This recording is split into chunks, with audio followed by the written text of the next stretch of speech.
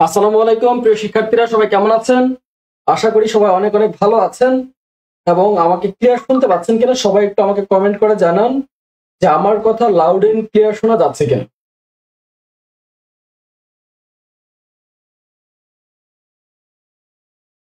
আমার কথা ক্লিয়ার শোনা যাচ্ছে কিনা সবাই একটু কমেন্ট করে জানান।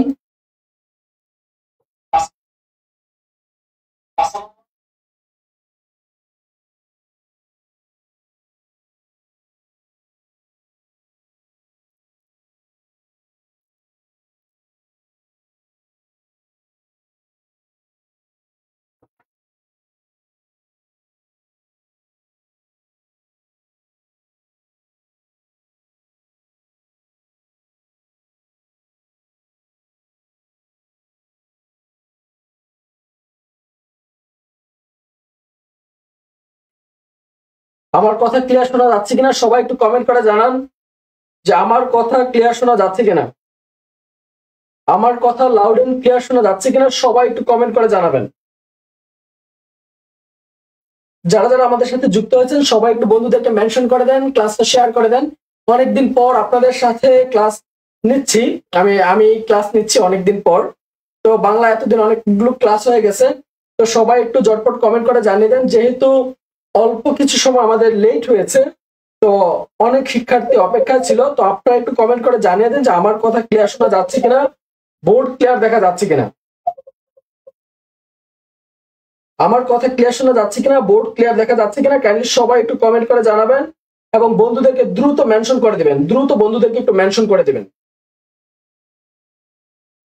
বন্ধুদেরকে দ্রুত একটু মেনশন করে দিবেন। আমরা অল্প কিছুক্ষণের মধ্যে ক্লাসটি শুরু করব, সবাই একটু বন্ধুদেরকে মেনশন করে দেন এবং ক্লাসটি বেশি বেশি শেয়ার করে দেন। এবং আজকের ক্লাসে কে কোন জেলা থেকে আমাদের সাথে উপস্থিত হয়েছেন সবাই একটু দ্রুত কমেন্ট করে জানান।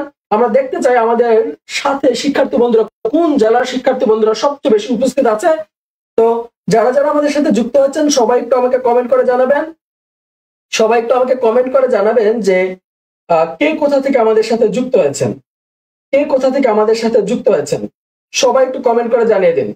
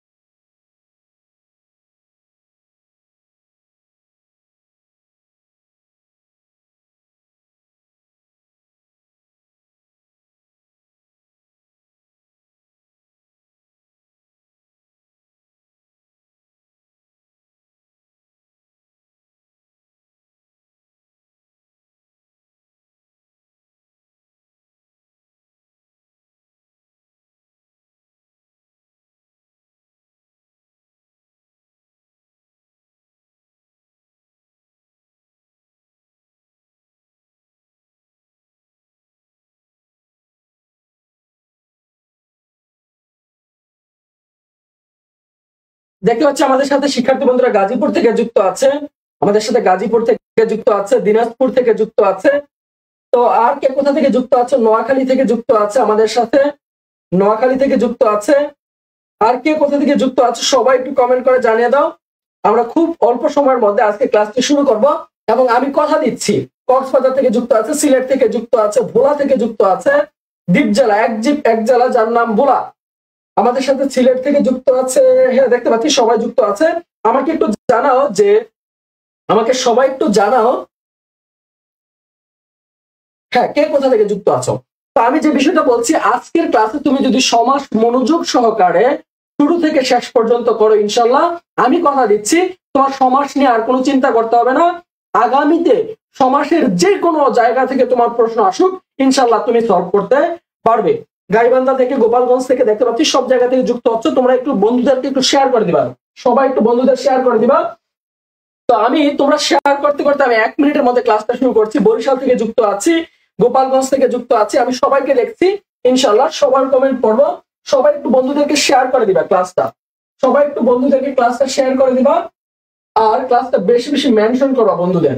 দেখো আজকের ক্লাসে আমি এক ক্লাসে তোমাদেরকে সমাজ শেষ করাবো। তোমরা অনেক দিন অনেক জায়গায় ক্লাস করেছো কিন্তু সমাজ শেষ করতে পারোনি। তবে আমি কথা দিচ্ছি আজকের ক্লাস তুমি যদি মনোযোগ সহকারে প্রথম থেকে শেষ পর্যন্ত করো, এক ক্লাসে তোমার সমাস শেষ হবে, এক ক্লাসে তোমার সমাস শেষ হবে। সবাই একটু আমাকে রেসপন্স করবা ক্লাসে, ইনশাল্লাহ আমি আশা করি তোমরা অবশ্যই ক্লাসটি থেকে বেনিফিটেড হবা, অবশ্যই তোমরা ক্লাসটি থেকে বেনিফিটেড হবা। সবাই একটু আমাকে হেল্প করবে ক্লাসে, আমি আশা করি। সবাই বন্ধুদেরকে একটু মেনশন করে দাও, শেয়ার করে দাও।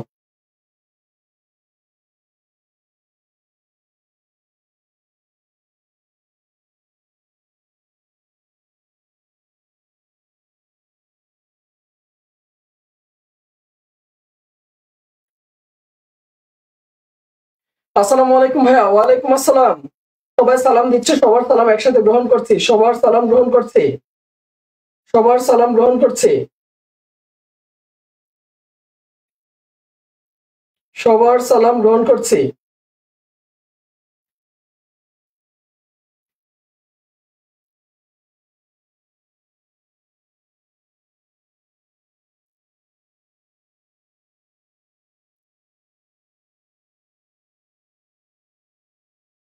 পাবনা থেকে, হ্যাঁ পাবনা থেকে যুক্ত আছে দেখতে পাচ্ছি।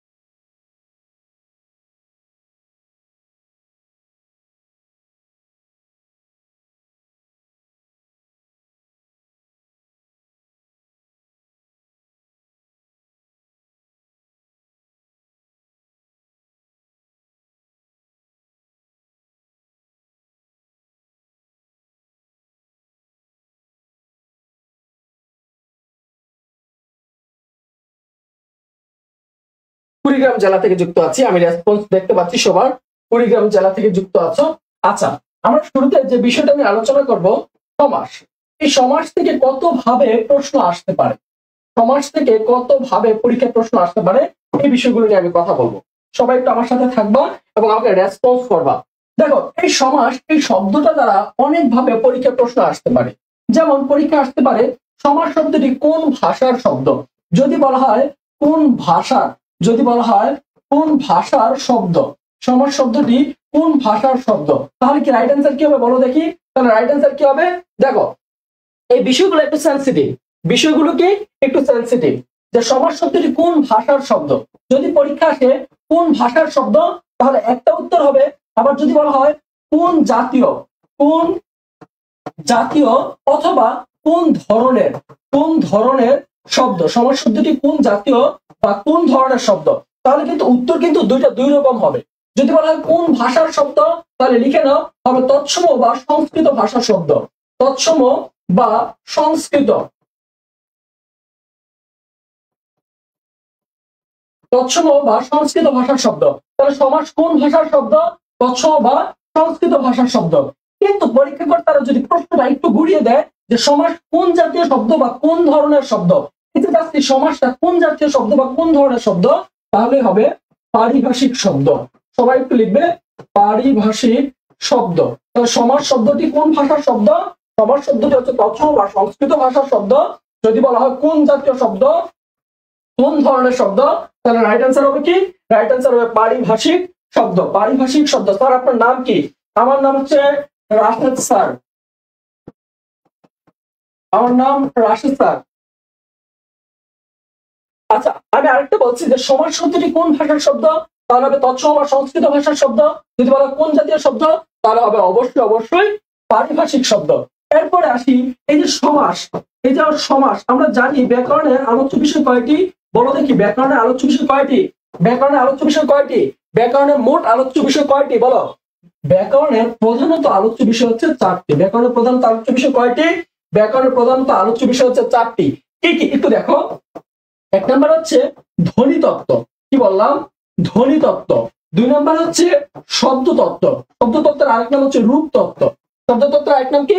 রূপ তত্ত্ব। 3 নম্বরে লিখবা ধ্বনিতত্ত্ব, শব্দতত্ত্ব, আরেকটা লিখবা বাক্যতত্ত্ব। বাক্যতত্ত্বের আরেক নাম হচ্ছে পদক্রম। বাক্যতত্ত্বের আরেক নাম কি? পদক্রম। তাহলে আমি কি বললাম? ধ্বনিতত্ত্ব, শব্দতত্ত্ব, বাক্যতত্ত্ব, আরেকটা লিখবা 4 নম্বরে অর্থতত্ত্ব। অর্থতত্ত্ব।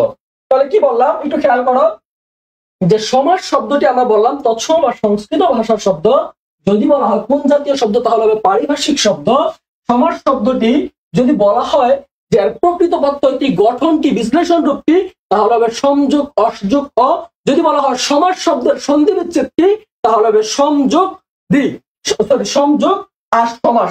এখন কথা হচ্ছে পরীক্ষা আসে যে সমাস ব্যাকরণের যে একটা টপিক বা অধ্যায়, এটা কোন তত্ত্বে আলোচনা করা হয়, এই 4টা তত্ত্বের মধ্যে কোন তত্ত্বে সমাস আলোচনা করা হয়। সবাই একটু আমাকে কমেন্ট করে জানাও যে সমাস ব্যাকরণের কোন তত্ত্বের আলোচিত বিষয়। সমাস ব্যাকরণের কোন তত্ত্বের আলোচিত বিষয়, সবাই একটু কমেন্ট করে আমাকে জানাবা। সমাস ব্যাকরণের কোন তত্ত্বের আলোচিত বিষয়, সবাই একটু কমেন্ট করে জানাবো। আমাদের সাথে কণা যুক্ত হয়েছে, আমাদের সাথে সাবনাম নুবা যুক্ত হয়েছে, আমাদের সাথে দেখতে পাচ্ছি তৌহিদ যুক্ত হয়েছে, আমাদের সাথে ইমন স্যার যুক্ত আছেন, আমাদের সাথে লামিয়া যুক্ত হয়েছে। সবাই একটু আমাকে কমেন্ট করে জানাও, এই যে বললাম সমাস, সমাস ব্যাকরণের কোন তত্ত্বের আলোচ্য বিষয়। আমরা জানি শব্দ সংক্রান্ত, দেখো এই ধ্বনি তত্ত্বে কি নিয়ে আলোচনা করা হয়, ধ্বনি বা বর্ণ নিয়ে আলোচনা করা হয়। শব্দ তত্ত্বে কি নিয়ে আলোচনা করা হয়, শব্দ নিয়ে আলোচনা করা হয়। বাক্য তত্ত্বে কি নিয়ে আলোচনা করা হয়, বাক্য নিয়ে আলোচনা করা হয়। অর্থ তত্ত্বে কি নিয়ে আলোচনা করা হয়, অর্থ সংক্রান্ত বিষয় নিয়ে আলোচনা করা হয়। আর যেহেতু আমরা জানি সমাস মূলত হচ্ছে পদের মিলন, সমাস মূলত কিসের মিলন, শব্দ বা পদের মিলন। যেটা শব্দ বাক্যে গেলে সেটা হয়ে যায় পদ। তাহলে সমাস কিসের মিলন, সমাস হচ্ছে পদের মিলন বা শব্দের মিলন। যেহেতু সমাস শব্দের মিলন, তাই শব্দ সংক্রান্ত বিষয়, তাই এটা কোন তত্ত্বের আলোচ্য বিষয় হবে, অবশ্যই সমাস। সবাই লিখবা সমাস শব্দ সংক্রান্ত, শব্দ তত্ত্বের আলোচ্য বিষয়। তাহলে সমাস কোন তত্ত্বের আলোচ্য বিষয়, সমাস সবাই লিখবা সমাস শব্দ তত্ত্বের, শব্দ তত্ত্বের আলোচনার বিষয়, আলোচনার বিষয়। তাহলে সমাস কোন তত্ত্বের আলোচনার বিষয়, সমাস হচ্ছে শব্দ তত্ত্বের আলোচনার বিষয়। এই পর্যন্ত সবাই ক্লিয়ার? এটা হচ্ছে বেসিক আলোচনা, আমাদের একদম বেসিক আলোচনা। তারপরে আমাদের একটা প্রশ্ন থাকে যে সমাস শব্দের অর্থ কি, সমাস শব্দের অর্থ কি ভাই, অর্থ কি, সমাস শব্দের অর্থ কি, সবাই একটু দেখো সমাস শব্দের অর্থ কি। সমাস শব্দের অর্থ হচ্ছে মিলন। সমাস শব্দের অর্থ কি, সমাস শব্দের অর্থ হচ্ছে মিলন। এখন আমার সাথে সবাই সংগ্রাম করবা, বিদ্রোহ করবা, ভাই সারা জীবন পড়ছি সন্ধি শব্দের অর্থ মিলন, সমাস শব্দের অর্থ মিলন কিভাবে। আসি তোমাদের প্রশ্নে, দেখো সন্ধিতে হয় ধ্বনির মিলন। সন্ধিতে কিসের মিলন হয়, সন্ধিতে হয় ধ্বনির মিলন। একাধিক ধ্বনিকে একটা ধ্বনিতে রূপান্তরিত করা হচ্ছে সন্ধি। সবাই একটু দেখো, সন্ধি শব্দের অর্থ হচ্ছে মিলন। সন্ধি শব্দের অর্থ কি, সন্ধি শব্দের অর্থ মিলন। সন্ধিতে হয় কিসের মিলন, সন্ধিতে হয় ধ্বনি বা বর্ণের মিলন। সন্ধিতে কিসের মিলন হয়, সন্ধিতে হয় ধ্বনি বা বর্ণের মিলন। আর সমাসে কিসের মিলন হয়, সমাসে হয় পদের মিলন। কিসের মিলন, পদের মিলন। তাহলে সমাসের কাজ কি, সমাসের অর্থ যেহেতু হচ্ছে পদের মিলন, তাহলে এখন যদি পরীক্ষা আসে সমাসের বিপরীত অর্থ কি, সমাসের বিপরীত অর্থ কি, তোমরা একটু কমেন্ট করো সমাসের বিপরীত অর্থ কি, মিলনের বিপরীত কি। আমরা জানি সমাস শব্দের অর্থ হচ্ছে মিলন, পদের মিলন। বিপরীত অর্থ কি হবে বলো, আমরা জানি মিলনের বিপরীত কি, বিচ্ছেদ। মিলনের বিপরীত কি, বিচ্ছেদ। মিলনের বিপরীত কি, বিচ্ছেদ। তাহলে সমাস শব্দের বিপরীত অর্থ, সমাস শব্দের বিপরীত অর্থ কি, সমাস শব্দের বিপরীত অর্থ হচ্ছে বিচ্ছেদ। বিচ্ছেদ, আরেকটা নাম আছে বিগ্রহ। সমাস শব্দের বিপরীত অর্থ কি, বিচ্ছেদ বা বিগ্রহ। তাহলে সমাস শব্দের অর্থ মিলন, এখানে হয় পদের মিলন, আর সন্ধিতে হয় ধ্বনি বা বর্ণের মিলন। বিপরীত অর্থ কি, বিপরীত অর্থ হচ্ছে বিচ্ছেদ বা বিগ্রহ। পরীক্ষা তোমাকে মিলন করতে দিবে না, তোমাকে দিবে বিচ্ছেদ করতে। কি করতে দিবে, বিচ্ছেদ করতে দিবে। এই পর্যন্ত কি সবাই ক্লিয়ার, এই পর্যন্ত কি সবাই ক্লিয়ার, এই পর্যন্ত কি সবাই ক্লিয়ার।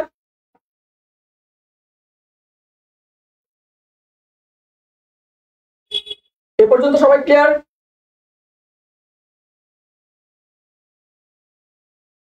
বিচ্ছেদ, বিচ্ছেদ, good, very good, very good.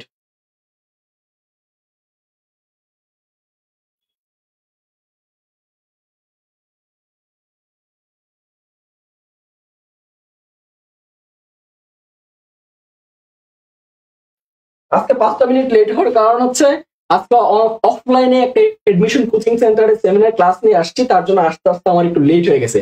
তারপর জন্য কি তোমরা লেট করবা? তোমরা ভাইয়ের জন্য 5টা মিনিট অপেক্ষা করছো, 5টা শেয়ার বেশি দাও, তাইলেই তো স্টুডেন্ট সবাই চলে আসে। সবাই শেয়ার দাও, ক্লাস শেয়ার না দিলে ক্লাস নিব না। আমি বলছি যে বেশি বেশি শেয়ার দিবা, তাদের জন্য উপহার আছে, আর শেয়ার দিবা না, আমি ক্লাস নিব না ভাই। সবাই একটু শেয়ার করে দাও, সবাই একটু ক্লাসটা শেয়ার করে দাও। ওকে, তাহলে আমরা দেখলাম সমাস নিয়ে আমাদের যে খুঁটিনাটি প্রশ্নগুলো হয় সেগুলো আমরা আলোচনা করলাম। এখন আসি, সমাজ শিখতে নাকি 6 মাস লাগে। আমাদের সমাজ শিখতে 6 মাস লাগবে না। আমাদের সমাজ শিখবো আমরা 4 লাইনে। সমাজ শিখবো আমরা কয় লাইনে? সমাজ শিখবো আমরা 4 লাইনে। দেখি সমাজ 4 লাইনে কিভাবে শেখা যায়। এখন সমাজ শেখার আগে আরো একটা জিনিস শিখতে হবে, কিছু কিছু নামের সাথে আমাদের পরিচয় হতে হবে। সমাসের সাথে আমাদের কিছু কিছু নামের পরিচয় হতে হবে। কিভাবে? আমরা বললাম যে কোনটাকে পূর্বপদ বলে, কোনটাকে পূর্বপদ, কোনটাকে পূর্বপদ বলে, কোনটাকে পরপদ বলে, কোনটাকে পরপদ বলে, কোনটাকে মধ্যপদ বলে, কোনটাকে মধ্যপদ বলে, আবার কোনটাকে সমসমান পদ বলে, সমসমান পদ বলে। আবার সমাসের কিছু কিছু জায়গা আছে যেটা আমরা বলি ব্যাস বাক্য, ব্যাস বাক্য। আমরা আবার বলি যে সমস্ত পদ। এখন কথা হচ্ছে ভাই, এই যে আপনার নামগুলো বললেন, এই নামগুলোর সাথে আমরা পরিচিত না। এই নামগুলো কি খায় না মাথায় দেয়? এই সমাসের এই অংশগুলো, এই যে অংশগুলো বললাম, এগুলো হচ্ছে অংশ। এই অংশগুলোকে একত্রে বলা হয় প্রতীক। একত্রে কি বলা হয়? প্রতীক। সমাসের যে এই যে পূর্বপদ, তারপর হচ্ছে পরপদ, মধ্যপদ, সমস্ত পদ, সমসমান পদ, তারপর হচ্ছে ব্যাস বাক্য, সমস্ত পদ, এইগুলোকে সবগুলোকে একসাথে বলা হয় প্রতীক। পরীক্ষা যদি আসে সমাসের অংশগুলোকে একত্রে কি বলা হয়? হবে প্রতীক। হবে কি? প্রতীক। এরপর আমরা আসি এই প্রতীক চিনাবো। এখন আমরা প্রতীক চিনাবো। কিভাবে চিনাবো একটু দেখো। এই জায়গায় একটা লেখা আছে, লেখাটার নাম, লেখাটা কি আছে? দুধ মিশানো ভাত। কি লেখা আছে? দুধ মিশানো ভাত। একটু সবাই একটু খেয়াল করো, দুধ মিশানো ভাত। এই শব্দটার মধ্যে আমরা দেখো, আমরা প্রত্যেকে আগে কি দেখো, আমরা প্রত্যেকটা মানুষ, আমরা প্রত্যেকে যারা ক্লাস করতেছি প্রত্যেকে আগে আমরা কি মানুষ। তারপরে কি আমরা ছেলে না মেয়ে, তারপরে কি যে করিম না রহিম না রাম না শ্যাম না যদু না মধু না টিনা না সুইটি না বিউটি। তাহলে দেখো প্রত্যেকের আগে সবাই আমরা কি মানুষ, সবার আগে কি আমরা মানুষ। তাহলে দেখো এই জায়গায় যে পদগুলো আছে, বাক্যে ব্যবহৃত প্রত্যেকটি অর্থবোধক শব্দকে পদ বলা হয়। এই জায়গায় একটা শব্দ নয়, সবগুলো কি আছে? পদ আছে। মনে রাখবা, যেটাকে মেয়ে বলছি আমরা, সেটাই বিয়ের পরে কারো না কারো শ্বশুর, মানে কোনো না কোনো শ্বশুর বাড়ি গেলে হয়ে যাবে কারো না কারো বউ। আবার যেটাকে আমরা মেয়ে বলছি বা আপু বলছি বা আপা বলছি, সেই কারো না কারো বাসায় গিয়ে ভাবি বা কি হয়ে যাচ্ছে, কারো না কারো ওয়াইফ হয়ে যাচ্ছে, কারো না কারো ননদ হয়ে যাচ্ছে। তাহলে মানুষটা একটাই। মনে রাখবা, বাক্যে ব্যবহৃত আগে ছিল কি শব্দ, কিন্তু যখনই তার বিয়ে হয়ে সে বাক্যে চলে আসবে, বিয়ে হয়ে বাক্যতে চলে আসবে, তখন সে হয়ে যাবে এক একটা পদ। বাক্যে ব্যবহৃত প্রত্যেকটা অর্থবোধক শব্দকে পদ বলা হয়। তাহলে এইটা একটা পদ, এইটা একটা পদ, এইটা একটা পদ। আর এই প্রত্যেকটা পদের নিজস্ব নাম আছে, প্রত্যেকটা পদের নিজস্ব নাম আছে। সবার আগে আমরা মানুষ বলছি না? তাহলে আমরা এই সবগুলোর আগে সবার আগে শিখতে হবে এইগুলো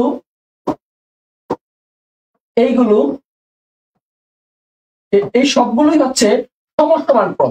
প্রত্যেকটি সমান। এই যে ব্যাস বাক্য, এইটা হচ্ছে, এই সবটাকে বলা হয় ব্যাস বাক্য। সবটাকে কি বলা হয়? একসাথে বলা হয় ব্যাস বাক্য। সবটাকে একসাথে কি বলা হয়? ব্যাস বাক্য। আর এইটা একটা পদ না? একটা পদই তো আছে।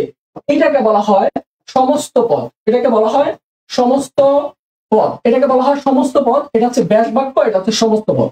আর ব্যাস বাক্যের প্রত্যেকটা পদ, এই যে প্রত্যেকটা পদ, এই প্রত্যেকটা পদকে বলা হয় সমসমান পদ। প্রত্যেকটা পদ কি বলা হয়? সমসমান পদ। এরপরে আমরা আসবো এটা কি ছেলে না মেয়ে? এটা কি ছেলে না মেয়ে? তাহলে দেখি, এটা হচ্ছে পূর্ব দিকে আছে, মানে প্রথমে আছে, এর জন্য এটার নাম হচ্ছে পূর্বপদ। এটার নাম কি? পূর্বপদ। এরপর দেখো এটা শেষে আছে, তার মানে এটা হচ্ছে শেষ পদ বা পরপদ।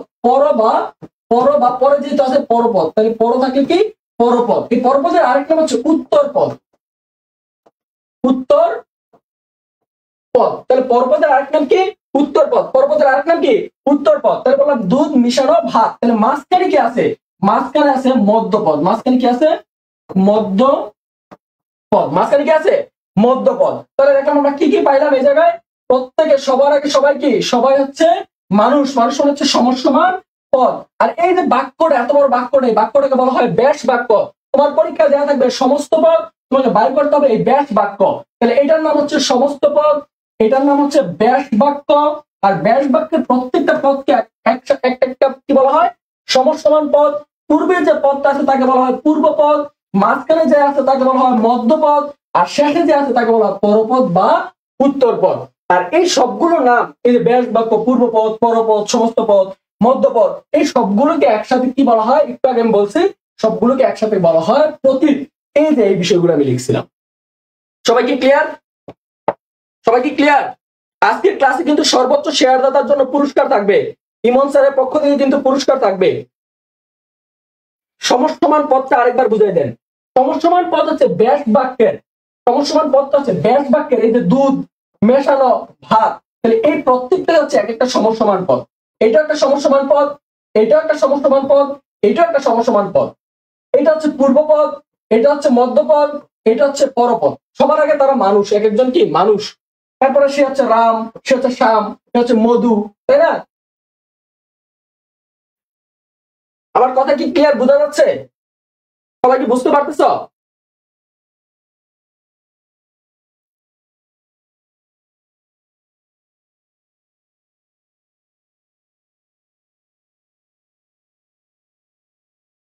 সবাই কি ক্লিয়ার?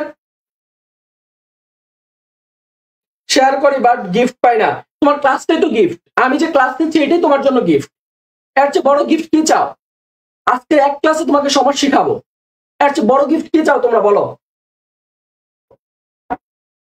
ওকে, না গিফট দিবে, অবশ্যই গিফট দিবে।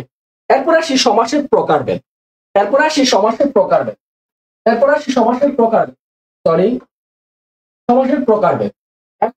এই সমাসের প্রকারভেদ নিয়ে অনেকে আমরা কামড়া কামড়ি খামসা খামসি করি, মারামারি পর্যন্ত লাগাই দিই।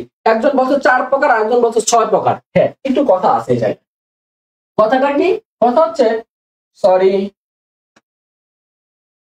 কথা হচ্ছে সমাস 6 প্রকার, কোনো সমস্যা নেই, প্রধানত 6 প্রকার। কিন্তু এইচএসসি পরীক্ষা, আমাদের এখন বর্তমান সময়ে এসএসসি পরীক্ষা বা এইচএসসি পরীক্ষার আমাদের যে বোর্ড বই আছে, মেন বই আছে বা আধুনিক যে বই আছে, এই বইতে সমাস 4 প্রকার। তার মানে নতুন বই যেগুলো আছে, নতুন বইতে সমাস কত প্রকার? 4 প্রকার। কি কি? দ্বন্দ্ব সমাস, কর্মধারয় সমাস, তৎপুরুষ সমাস এবং বহুব্রীহি সমাস। কিন্তু আমাদের যে পুরাতন ব্যাকরণ বই ছিল, সে জায়গায় সমাস ছিল আমাদের 6 প্রকার। কয় প্রকার? 6 প্রকার। দ্বন্দ্ব সমাস, তৎপুরুষ সমাস, কর্মধারয় সমাস, অব্যয়ভাব সমাস এবং বহুব্রীহি সমাস। তাহলে এই যে সমাসগুলো ছিল, এই সমাসগুলো কি?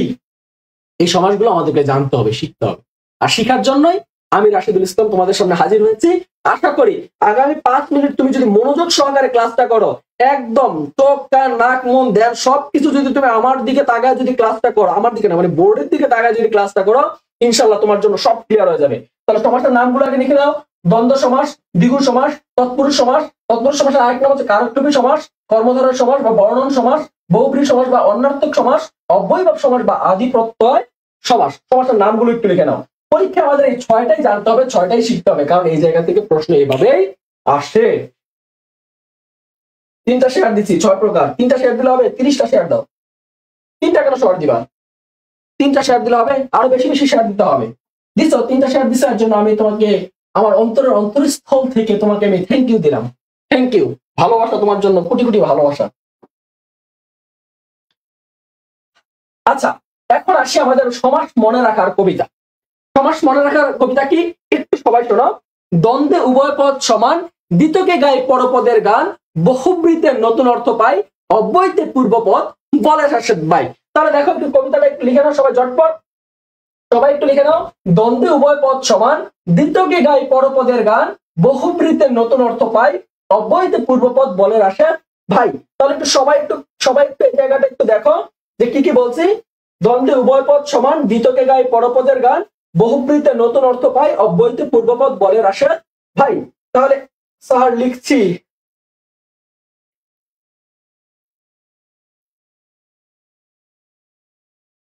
ইমন স্যার বলছে ক্লাস কেমন লাগছে একটু জানাইতে। ক্লাস যদি খারাপ লাগে তাও বলবা খারাপ লাগছে, ভালো লাগলে বলবা ভালো লাগছে। একদম অনেস্ট রিভিউ দিবা। যদি ভালো লাগে তাহলে ক্লাস নেবা, আমার যদি আমার কথা যদি বুঝতে অসুবিধা হয়, খারাপ লাগে, তাহলে ক্লাস নেবো না। তোমাদের জন্য আরো অনেক শিক্ষক আছেন যারা অভিজ্ঞ এবং তোমাদেরকে ক্লাস নেবে এবং প্রাণবন্ত ভাবে পড়াবে। আমরা চাই তোমরা ভালো করো, আমাদের ইমন স্যার চান তোমরা ভালো করো, ঠিক আছে? সবাই একটু তোমাদের জন্য ইমন স্যার অনেক ভাবেন, অনেক চিন্তা করেন। এর জন্যই কিন্তু তোমরা ইংরেজিতে যেমন ভালো করলেই যে ভালো না, তার সাথে তোমরা কিভাবে অন্যান্য সাবজেক্ট গুলো ভালো করতে পারো তার জন্য কিন্তু আমাদের আয়োজন। দেখো একটু সবাই একটু মন থেকে রিভিউ দিবা না, দরকার নেই। একটু দেখো, বলছি সমাস মনে রাখার কবিতাটা একটু দেখো। দ্বন্দ্বে উভয় পদ কি সমান, দ্বিতকে গাই পরপদের গান, বহুপ্রীতে নতুন অর্থ পাই, অব্যয়তে পূর্বপদ বলে রাশেদ ভাই। এই রাশেদ আমি, ঠিক আছে? ওকে, একটু সবাই একটু খেয়াল করো। এই জায়গায় আমরা সমাসগুলো কি কি পাইলাম? সমাস পাইলাম দ্বন্দ্ব সমাস। এখন দেখো, কথা বলা যাবে না, একটু খেয়াল করো। দ্বন্দ্ব সমাস কোন সমাসে উভয় পদ সমান? দ্বন্দ্ব সমাসে উভয় পদ সমান। তাহলে দেখো আমাদের পরীক্ষায় ছিল যে সমাস 6 প্রকার, তার মধ্যে একটা সমাস আছে, সেই সমাসটার নাম হচ্ছে দ্বন্দ্ব সমাস। সেই সমাসটার নাম কি? দ্বন্দ্ব সমাস। দ্বন্দ্ব সমাস। তাহলে এই সমাসের বৈশিষ্ট্য কি? এই সমাসের বৈশিষ্ট্য হচ্ছে উভয় পদ সমান। এরপরে আসি দ্বিতকে গাই পরপদের গান। ভাই, দ্বিতক নামে কোনো সমাস নাই। দ্বিতক নামে কি নাই? কোনো সমাস নাই। আছে দ্বিতে হচ্ছে দ্বিগু সমাস। দ্বিতে কি সমাস? দ্বিতে দ্বিগু সমাস। ততে কি? ততে হচ্ছে তৎপুরুষ সমাস। ততে হচ্ছে তৎপুরুষ সমাস। এই কতে কি? কতে হচ্ছে কর্মধারয় সমাস। কর্মধারয় সমাস। তাহলে কি বললাম? দ্বিগু সমাস, তৎপুরুষ সমাস, কর্মধারয় সমাস। এরপর আসি যে এই তিনটা সমাসে, দ্বিগু সমাসে যে দ্বিগু সমাস, দ্বিগু সমাস, তৎপুরুষ সমাস, কর্মধারয় সমাস, এই তিনটা সমাসে কোন পদ প্রধান? এই তিনটা সমাসে পরপদের গান গায়। তার মানে এই তিনটা সমাসে কোন পদ প্রধান? এই তিনটা সমাসে পরপদ প্রধান। এরপর আসি বহুব্রীতে নতুন অর্থ পাই। তাহলে বহুব্রী সমাস আছে, বহুব্রী সমাসে আমরা কোন পদ পাই? বহুব্রী সমাসে আমরা নতুন অর্থ পাই। তাহলে বহুব্রী সমাস এই জায়গায় কি আসবে? এই জায়গায় আসবে নতুন অর্থ। এই জায়গায় পূর্বপদ প্রধান নয়, পরপদ প্রধান নয়, এই জায়গায় নতুন একটা অর্থ আসবে, নতুন পদটাই প্রধান। এরপর আসি অব্যয়ীভাব সমাস। অব্যয় থেকে হচ্ছে অব্যয়ীভাব সমাস। এই অব্যয়ীভাব সমাসে কোন পদ প্রধান? এই অব্যয়ীভাব সমাসে হচ্ছে পূর্বপদ প্রধান। একটু খেয়াল করো, আমরা পূর্বপদ, পরপদ, মধ্যপদ সব পদ শিখাইছি। এখন একটু ভালোভাবে খেয়াল করো। দ্বন্দ্বে উভয় পদ সমান। উভয় পদ কি? এই জায়গায় হচ্ছে পূর্বপদ এবং পরপদ, এই দুইটা পদই কি থাকবে? সমান থাকবে। দ্বিতকে গাই পরপদের গান। দ্বিতক মানে হচ্ছে, দ্বিতীয় হচ্ছে দ্বিগু সমাস, ততে হচ্ছে তৎপুরুষ সমাস, কত হচ্ছে কর্মধারয় সমাস। এই তিনটা সমাসে কোন পদ প্রধান? এই তিনটা সমাস সে হচ্ছে পরপদ প্রধান। বহুব্রীতে নতুন অর্থ পাই। তার মানে বহুব্রী যে সমাস আছে, এই বহুব্রী সমাসে আমরা কোন অর্থ পাই? নতুন অর্থ পাই। অব্যয়তে পূর্বপদ বলে রাশেদ ভাই। তার মানে অব্যয় থেকে হচ্ছে অব্যয়ীভাব সমাস, যে সমাসে পূর্বপদ প্রাধান্য পায়। ক্লিয়ার? সবাইকে ক্লিয়ার? বাচ্চারা সবাই ক্লিয়ার? মিষ্টি মেয়ে লিখেছে আসসালামু আলাইকুম স্যার। ওয়ালাইকুম আসসালাম। এম এম মুন্নাফ লিখেছে স্যার লিখছি। স্যার সমাসের প্রতিটি কয়টি বুঝি নাই তোমার কথা সজীব ভাইয়া। তারপর আর কি আছো? মাশাআল্লাহ স্যার অনেক সুন্দর ক্লাস নিচ্ছেন। আব্দুর রহমান মাহমুদ, ইনশাল্লাহ তোমাদের জন্য ভালো কিছু করতে পারলে আমার ভালো লাগে, আলহামদুলিল্লাহ। ওকে, এই পর্যন্ত কি লেখা হয়েছে কিনা? Clear? Okay fine, share done, clear. Okay, আর একবার স্যার, হ্যাঁ ঠিক আছে, আরেকবার বুঝাবো, কোনো সমস্যা নেই, আরেকবার বুঝাচ্ছি, সব ক্লিয়ার করে বুঝাচ্ছি, কোনো সমস্যা নেই।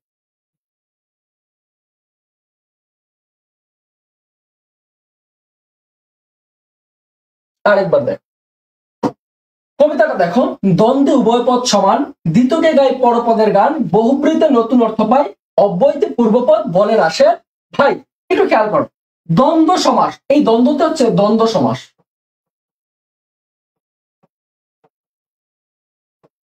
এই দ্বন্দ্ব সমাসে কোন পদ প্রধান? উভয় পদ প্রধান। উভয় পদ মানে হচ্ছে পূর্বপদ এবং পরপদ, এই দুইটা পদই কি থাকবে? সমান থাকবে। মানে কারো গুরুত্ব কারো চেয়ে কম না। যেমন বাবা মা, তাহলে বাবা এবং মা, বা বাবা ও মা, মাসি পিসি, কারো চেয়ে কেউ কম না, দুজনের গুরুত্ব সমান থাকবে। তারপর হচ্ছে দ্বিতীয়কে গাই পরপদের গান। এই দ্বিতীয় নামে কোনো সমাস নাই। দ্বিতীয় হচ্ছে দ্বিগু সমাস। দ্বিতীয় কি সমাস? দ্বিগু সমাস। দ্বিতীয় হচ্ছে দ্বিগু সমাস। ততে হচ্ছে তৎপুরুষ সমাস। তৎপুরুষ সমাস। এই কতে হচ্ছে কর্মধারয় সমাস। কর্মধারয় সমাস। আর এই যে দ্বিতীয়কে, এই তিনটা সমাসে দ্বিগু সমাস, তৎপুরুষ সমাস, এই কর্মধারয় সমাস, এই তিনটা সমাসে কোন পদ প্রধান? এই তিনটা সমাসে এই যে পরপদ প্রাধান্য পাবে। এই তিনটা সমাসে কি থাকবে? পরপদ প্রাধান্য পাবে। এরপর আসি বহুব্রীতে নতুন অর্থ পাই। এই বহুব্রী মানে হচ্ছে বহুব্রী সমাস। এই সমাসে কোন অর্থ পাই? এই সমাসে পূর্বপদ নয়, পরপদ নয়, নতুন অর্থ আসবে। যেমন আমরা বলতে পারি যে বিনা পানি, বিনা পানি। তাহলে বিনাও বোঝায় না, পানিও বোঝায় না, এটা বোঝায় কাকে? বিদ্যার দেবী সরস্বতীকে বোঝায়, নতুন আরেকটা নাম বোঝায়। তাহলে এটা কি? যেমন আমরা বলি লাঠা লাঠি, এটাকে লাঠাও বোঝায় না, লাঠিও বোঝায় না, লাঠিতে লাঠিতে যে লড়াই তাকে বোঝায় বা মারামারিকে বোঝায়। তাহলে দেখো অব্যয়ীভাব সমাস। অব্যয়ীতে কি বলছি? এই সমাসে পূর্বপদ প্রধান থাকবে। কোন পদ? পূর্ব পদ প্রাধান্য পাবে। তাহলে আমরা এটাই বললাম যে দ্বন্দ্ব উভয় পদ সমান, দ্বিতীয়কে গায়ে পরপদের গান, বহুব্রীতে নতুন অর্থ পায়, অব্যয়তে পূর্বপদ বলে আসে। ভাই, এই টেকনিকের মাধ্যমে আমি আশা করি তোমরা সমাস বুঝতে পারবে। সবাই কি ক্লিয়ার? এখন ক্লিয়ার? এখন সবাই ক্লিয়ার? এখন কি সবাই ক্লিয়ার?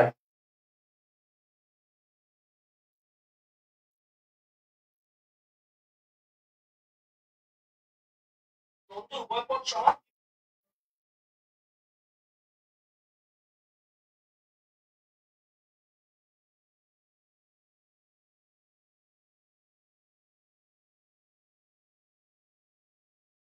পরীক্ষার সময় সমাস কত প্রকার লিখবো? পরীক্ষার সময় 4 প্রকার লিখবা, 4 প্রকার।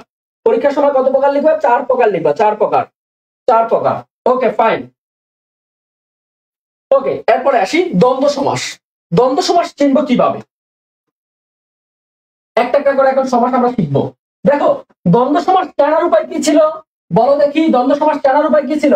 কিন্তু দ্বন্দ্ব সমাস মনে রাখার উপায়, দ্বন্দ্বে উভয় পদ সমান। তাহলে দ্বন্দ্বে উভয় পদ কি? সমান। তাহলে দ্বন্দ্বে উভয় পদ কি? সমান। তাহলে আমাদের দ্বন্দ্ব সমাস মনে রাখার উপায় কি? আমাদের দ্বন্দ্ব সমাস মনে রাখার উপায় হচ্ছে, লিখো চেনার উপায়।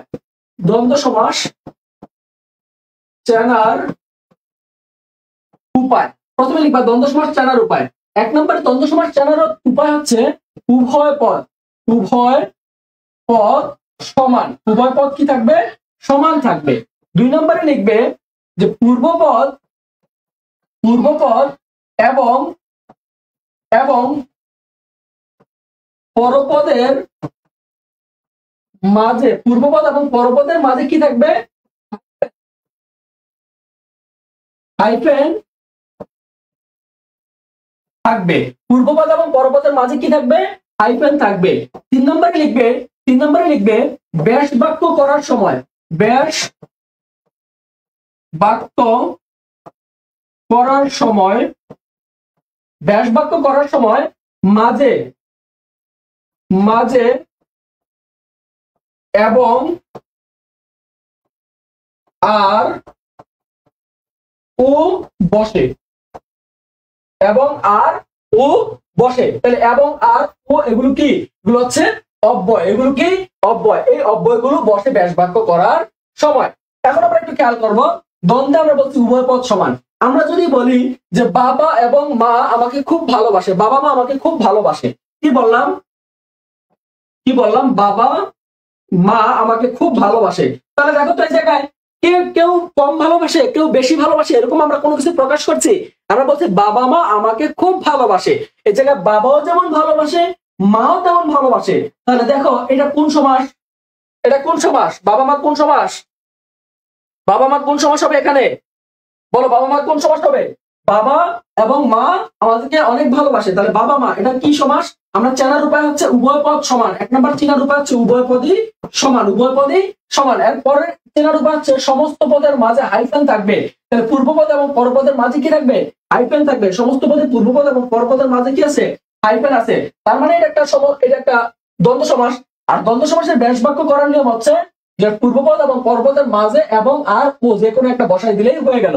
তাহলে আমরা লিখতে পারি বাবা ও মা, এটাই হচ্ছে এটার ব্যাস বাক্য, এটাই হচ্ছে এটার ব্যাস বাক্য। এছাড়া আমি যদি বলি যে মাসি পিসি, তুমি কাকে বেশি গুরুত্ব দিবা? মাসি পিসি, কাউকে বেশি গুরুত্ব বা কম গুরুত্ব দিতে পারবে না। মায়ের বোনের নাম হচ্ছে মাসি, বাপের বোনের নাম হচ্ছে পিসি, তুমি কাকে বেশি বা কম গুরুত্ব দিবা? দুজনের গুরুত্ব সমান। তাই এটা হচ্ছে একটা দ্বন্দ্ব সমাস, কারণ দুইটি পদ পূর্বপদ এবং পরপদ উভয় সমান এবং মাঝে কি আছে? হাইফেন আছে। মাঝে কি আছে? হাইফেন আছে। এই হাইফেন থাকার কারণে এটা হচ্ছে একটা দ্বন্দ্ব সমাস। আর এর ব্যাস বাক্য হচ্ছে মাসি ও পিসি। একইভাবে তুমি যদি বলো চা নাস্তা, তাহলে চা এবং নাস্তা।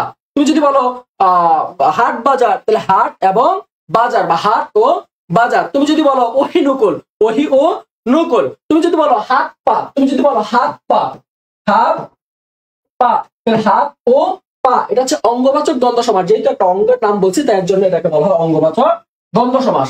এই জায়গায় চেনার উপায় একটা বিষয় আছে ব্যতিক্রম, সেটা হচ্ছে দুইটা পদের বেশি যদি থাকে তাহলে তাকে বলা হয় বহুপদী দ্বন্দ্ব সমাস। সেটা একটু শিখে নাও। যেমন আমরা বলছি হাত পা, এটা দ্বন্দ্ব সমাস, অঙ্গবাচক দ্বন্দ্ব সমাস। কিন্তু যদি আমি বলি মনে করো আমি যদি বলি যে নাক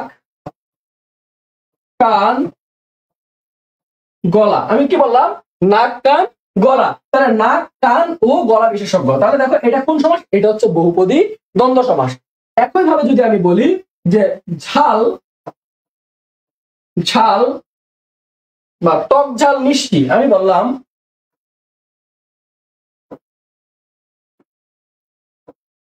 টক ঝাল মিষ্টি। কি বললাম? টক ঝাল মিষ্টি। তাহলে দেখো এই জায়গায় তিনটা পদ আছে না? তাহলে দুইয়ের অধিক যদি কোনো পদ থাকে তাকে বলা হয় বহুপদী দ্বন্দ্ব সমাস। তাহলে দেখো এই জায়গায় আছে নাক কান গলা, এর ব্যাস বাক্য কি হবে? ব্যাস বাক্য খুব ইজি। নাক দিয়ে একটা কমা দিবা, তারপর দিবা কান, তারপর দিবা কান, তারপর দিবা ও, এই যে এই জায়গা থেকে নিবা ও, তারপর হচ্ছে গলা। তাহলে নাক কান ও গলা, এটা হচ্ছে বহুপদী দ্বন্দ্ব সমাস। এটার নাম কি? বহুপদী দ্বন্দ্ব সমাস। বহুপদী দ্বন্দ্ব সমাস লিখে রাখো। তারপর আছে টক ঝাল মিষ্টি। তাহলে জায়গায় দেখো আছে টক, ব্যাস বাক্য করতেছি, টক দিয়ে কমা, তারপর দিবা ঝাল, টক ঝাল, তারপর দিবা ও মিষ্টি, টক ঝাল ও মিষ্টি, টক ঝাল ও মিষ্টি, টক ঝাল ও মিষ্টি। এটাই হচ্ছে এটার ব্যাস বাক্য। কথা কি ক্লিয়ার? কথা ক্লিয়ার? সবাই বুঝতে পারছি আমরা? সবাই ক্লিয়ার? ওকে, এরপরে আসি। এরপর আমাদের হচ্ছে এমসিকিউ। এমসিকিউ আমাদের প্রথম প্রশ্ন। বলো সবাই, বলো প্রথম প্রশ্ন সলভ কি হবে? প্রথম প্রশ্ন সলভ কি হবে? এই জায়গায় আছে কোনটি সমার্থক দ্বন্দ্ব সমাস। সমার্থক তোমরা জানো সমার্থক শব্দ তোমরা পড়েছো। সমার্থক শব্দ মানে কি? সমার্থক মানে কি? সমার্থক মানে হচ্ছে সম অর্থ, সম অর্থ বহনকারী, সম অর্থ বহনকারী। তাহলে সমান অর্থ বহনকারী দ্বন্দ্ব সমাস কোনটি? এই জায়গায় সবগুলোই হচ্ছে দ্বন্দ্ব সমাস, কিন্তু এর মধ্যে বলছে সমার্থক দ্বন্দ্ব সমাস। দেখি আমরা সম অর্থ কোনটাতে পাই? দুধে ভাতে। তাহলে দেখো দুধে ভাতে, তাহলে প্রত্যেকটার শেষে কি আছে? দুধের শেষে এ বিভক্তি আছে, এই জায়গায় ভাতের শেষে এ বিভক্তি আছে। আমরা জানি এ বিভক্তি যদি লোপ না পায় তাকে বলা হয় অলুক দ্বন্দ্ব সমাস। কি দ্বন্দ্ব সমাস? অলুক দ্বন্দ্ব সমাস, অলুক দ্বন্দ্ব সমাস। তাহলে প্রথম এক নাম্বারটা কি হবে? এক নাম্বারটা হবে অলুক দ্বন্দ্ব সমাস। তার মানে এটা আমাদের সমার্থক দ্বন্দ্ব সমাসের সাথে মিলতেছে না। তাহলে দুধে ভাত এটা কোন সমাস? এটা হচ্ছে অলুক দ্বন্দ্ব সমাস। এর জন্য এটা হবে না, এটা হবে না। এরপর আসি কাগজপত্র। এরপর কি বলছে? কাগজপত্র। একটু খেয়াল করি, কাগজ আর পত্র দুটো কি একই জিনিস না? কাগজপত্র একই জিনিস তো বুঝায়। তাহলে একই জিনিস যেহেতু বুঝায়, তাহলে কাগজ এবং পত্র এই দুইটা কি হবে? এটা অবশ্যই হবে সমার্থক দ্বন্দ্ব সমাস। কারণ আমরা জানি যে কাগজ কাগজ আর পত্র দুইটা একই বিষয়, দুইটা কি একই বিষয় অথবা বহন করে, তাই এটাকে আমরা বলছি সমার্থক দ্বন্দ্ব সমাস। ভাই বোন, একটা ছেলে একটা মেয়ে, এটা হবে না। তাহলে দেখো, এটা হচ্ছে মিলনাত্মক দ্বন্দ্ব সমাস।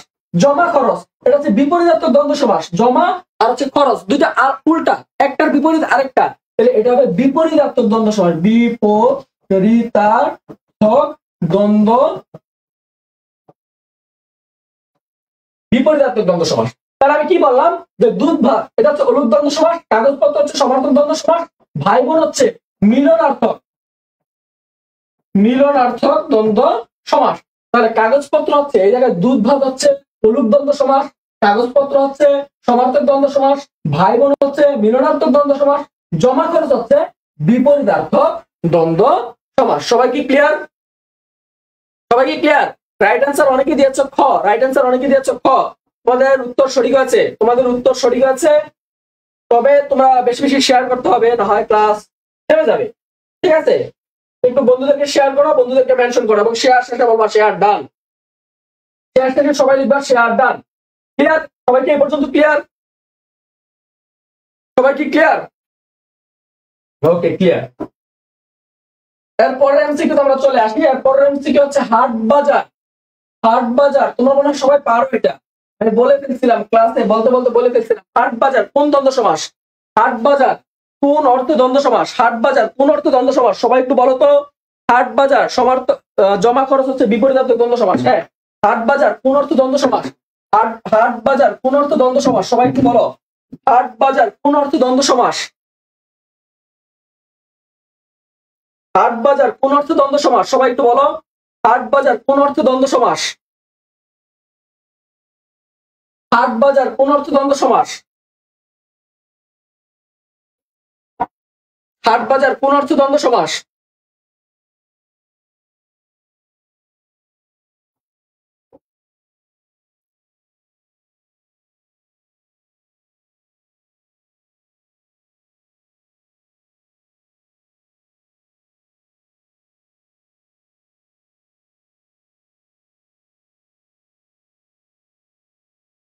সবাই কমেন্ট করো, হাট বাজার কোন অর্থে দ্বন্দ্ব সমাস? হাট বাজার কোন অর্থে দ্বন্দ্ব সমাস? Good, very good. Aparna Chowdhury লিখেছে অপশন ঘ। অপর্ণা চৌধুরী লিখেছে অপশন ঘ। অ্যাঞ্জেল মিম লিখেছে অপশন ঘ। মারিয়াম লিখেছে ঘ। কণা লিখেছে সমার্থক অর্থে। আমাদের সাথে স্বাধীন লিখেছে ঘ। মারিয়া ভুল লিখেছে তুমি ভাইয়া, তোমার অপশন ক হবে না, এটা হবে অপশন ঘ। রাইট অ্যান্সার হচ্ছে অপশন ঘ। মিলনার্থক দ্বন্দ্ব সমাস কি? মিলনার্থক দ্বন্দ্ব হচ্ছে যে সম অর্থ অথবা বৈবাহিক সূত্রে আবদ্ধ যদি কোনো সমাস হয় তাহলে আমরা বলবো মিলনার্থক দ্বন্দ্ব সমাস। কিন্তু দেখো, হাট যে অর্থে ব্যবহৃত হয়, হাট বলতে আমরা যেটা বুঝি, আমরা বাজার বলতে একই জিনিস বুঝি, একই জিনিস বুঝি। তাহলে হাট এবং বাজার দুইটা কি সমার্থক শব্দ, সমার্থক শব্দ।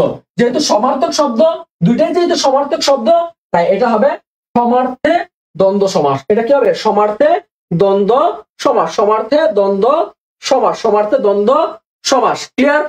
ওকে, এরপরের প্রশ্নে আসি আমরা। এরপরের প্রশ্নে আসি আমরা। সবাই একটু দেখো, এরপরের প্রশ্ন কি হবে?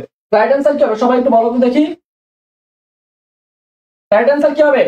দেখো, দা কুমড়া। দা কুমড়া কোন অর্থে দ্বন্দ্ব সমাস? দা কুমড়া কোন অর্থে দ্বন্দ্ব সমাস? দা কুমড়া কোন অর্থে দ্বন্দ্ব সমাস? সবাই ক্লাস শেয়ার দিবে, আমি 1 মিনিট সময় দিচ্ছি। 1 মিনিটের মধ্যে যদি 100 শেয়ার না হয় তাহলে ক্লাস বন্ধ হয়ে যাবে। ক্লাস সবাই শেয়ার দিবা, সবাই বন্ধুদেরকে শেয়ার দিবা। শেয়ার দিয়ে অবশ্যই লিখবা শেয়ার ডান, শেয়ার ডান। যদি শেয়ার না দাও তাহলে ক্লাস কিন্তু আমি নেক্সট টাইম থেকে আর নিব না ভাইয়া। সবাই একটু শেয়ার দাও, সবাই একটু ক্লাসটা শেয়ার করে দাও, সবাই একটু ক্লাসটা শেয়ার করে দাও। আমি 1 মিনিট সময় নিচ্ছি, সবাই একটু ক্লাসটা শেয়ার করে দাও।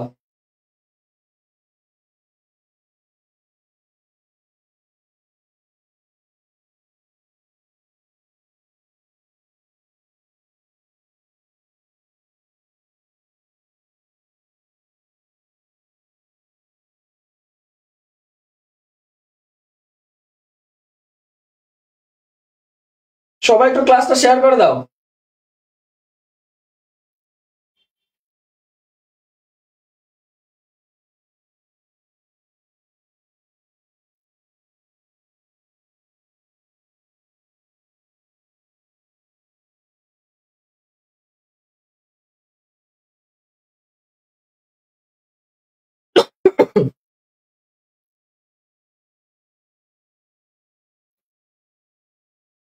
সবার শেয়ার করা হয়ে থাকলে বলবা শেয়ার ডান। সবার যদি শেয়ার করা হয়ে থাকে বলবা শেয়ার ডান।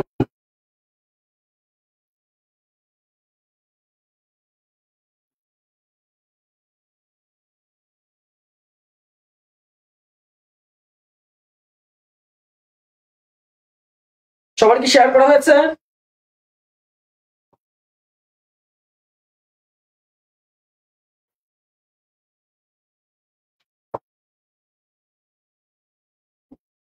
ওকে, তাহলে আমরা দেখি দা কুমড়া কোন অর্থে দ্বন্দ্ব সমাস। আচ্ছা দেখো তো, দা আর হচ্ছে কুমড়া, দা কুমড়া, তাহলে একটার সাথে আরেকটা কি ধরনের সম্পর্ক? কুপাকুপি সম্পর্ক না? একটার সাথে আরেকটা কি সম্পর্ক? কুপাকুপি সম্পর্ক না? মারামারি সম্পর্ক না? এটা কি মিলনার্থক হবে? হবে না। বিরোধার্থ দ্বন্দ্ব সমাস, বিপরীতার্থ দ্বন্দ্ব সমাস, দুইটা বিপরীত কোনোভাবে হয় না, সমার্থক তো জীবনও হবে না। তাহলে দুইটার কি অর্থে দ্বন্দ্ব সমাস? বিপরীতার্থে দ্বন্দ্ব সমাস। দুইটার কি হবে? বিপরীতার্থে দ্বন্দ্ব সমাস। দুইটার কি হবে? বিপরীতার্থে দ্বন্দ্ব সমাস। বিপরীতার্থে দ্বন্দ্ব সমাস। সবাই কি ক্লিয়ার? সবাই কি ক্লিয়ার? তোমাকে কি কমেন্ট করতে কষ্ট হয়? Share done, thank you, share done. Swadhin লিখেছে শেয়ার ডান, আকাশ ছোঁয়া স্বপ্ন লিখেছে শেয়ার ডান, দোলা লিখেছে অপশন গ বিপরীতার্থক, জীবনে হবে না। জ্যোতি জীবনে হবে না বিপরীতার্থক। মিথি লিখেছে, মারিয়াম মিথি লিখেছে অপশন খ, অপশন খ বিরোধ। হ্যাঁ ঠিক আছে তোমাদের উত্তর সঠিক হয়েছে, থ্যাংক ইউ। ওকে, এরপর আমরা আসি দ্বিগু সমাস। তার মানে তোমরা দ্বন্দ্ব সমাস সবাই ক্লিয়ার। এখন আমরা আসবো দ্বিগু সমাসে। দেখছো তোমরা শেয়ার দিলেই তো ভালো লাগে। তোমরা কত লক্ষ্মী ছেলে, তোমরা কত লক্ষ্মী ছেলে মেয়ে। মেয়েদেরকে আমার না বলবো, আমাকে বলে নেই। দ্বিগু সমাস। এখন আসি দ্বিগু সমাস চেনার উপায় কি? সবাই লিখো দ্বিগু সমাস চেনার উপায়। দ্বিগু সমাস চেনার উপায়। দ্বিগু সমাস সবাই একটু লিখো দ্বিগু সমাস চেনার উপায়। দ্বিগু সমাস চেনার উপায়।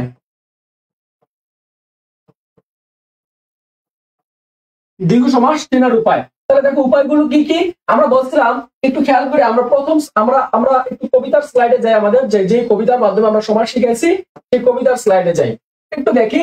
আমরা বলছিলাম দ্বিতীয়কে গাই পরপদের গান। তাহলে এই যে দ্বিগু সমাস, এই দ্বিগু সমাসে কোন পদের গান গাই আমরা? দ্বিগু সমাসে আমরা কোন পদের গান গাই? দ্বিগু সমাসে আমরা পরপদের গান গাই। একটু আসি এখন কোনটা কোন সমাস আমরা একটু দেখবো। দ্বিগু সমাসে আমরা কোন পদের গান গাই? এক নম্বর বৈশিষ্ট্য হচ্ছে পরপদ প্রধান। পরপদ প্রধান। দ্বিগু সমাস কি? পরপদ প্রধান। এখন কথা হচ্ছে ভাই, শুধু তো দ্বিগু সমাসে পরপদ প্রধান এরকম তো বলেন নাই। দ্বি ত কে, এই তিনটা সমাসে দ্বিগু সমাস, তৎপুরুষ সমাস, কর্মধারয় সমাস, এই তিনটা সমাসে আপনি পরপদ প্রধান বলছেন। তাহলে এখন পরপদ প্রধান এটা কি দ্বিগু সমাস, এটা কি তৎপুরুষ সমাস, এটা কি কর্মধারয় সমাস? এইটা বুঝবো কিভাবে?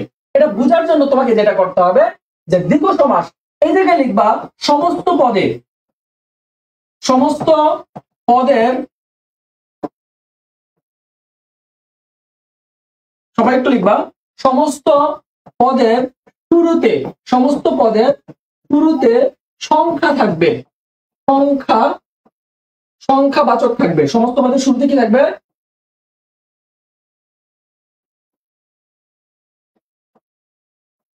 সমস্ত পদের শুরুতে কি থাকবে? সংখ্যা থাকবে। আমরা একটু দেখি, এক্সাম্পল দেই।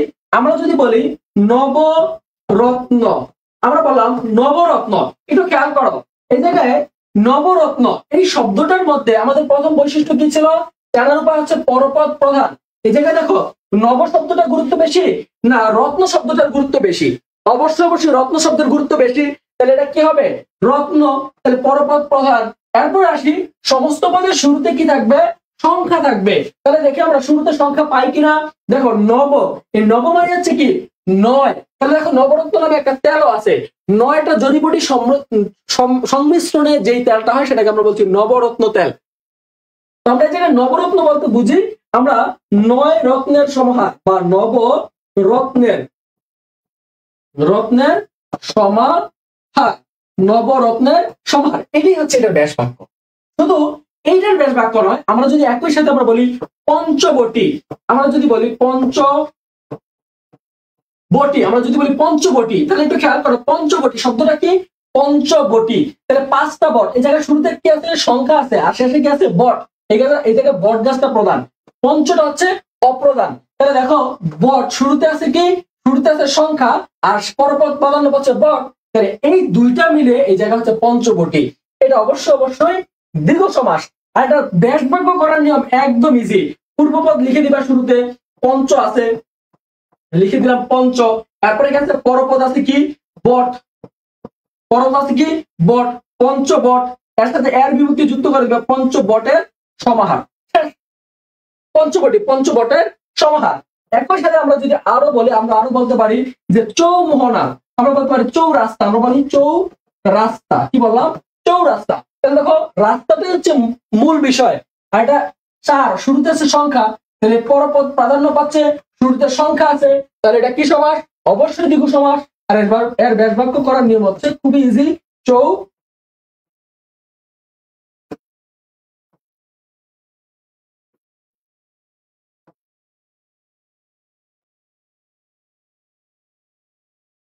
চৌরাস্তার সমাহার। এর ব্যাস বাক্য কি? চৌরাস্তার সমাহার। এর ব্যাস বাক্য কি? চৌরাস্তার সমাহার। ক্লিয়ার? সবাই কি ক্লিয়ার? সবাই কি ক্লিয়ার?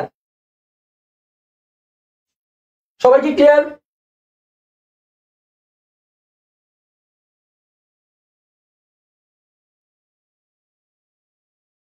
ওকে, এরপরে আমরা এমসিকিউ তে চলে যাই। যদি আমরা ক্লিয়ার হয়ে থাকি তাহলে আমরা এমসিকিউ গুলো একটু সলভ করি।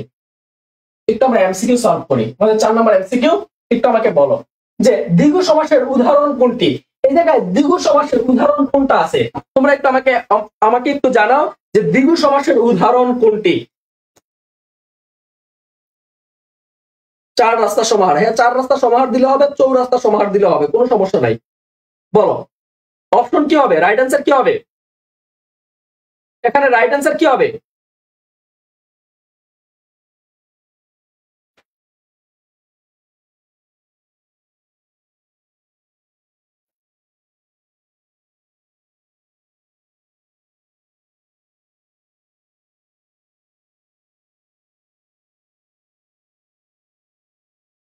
রাইট অ্যান্সার কি হবে বলো?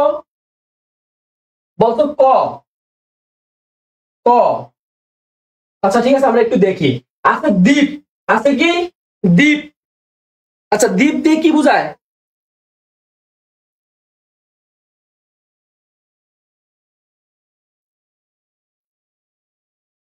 দ্বীপ দিয়ে বোঝায় দুই দিকের অপরজার।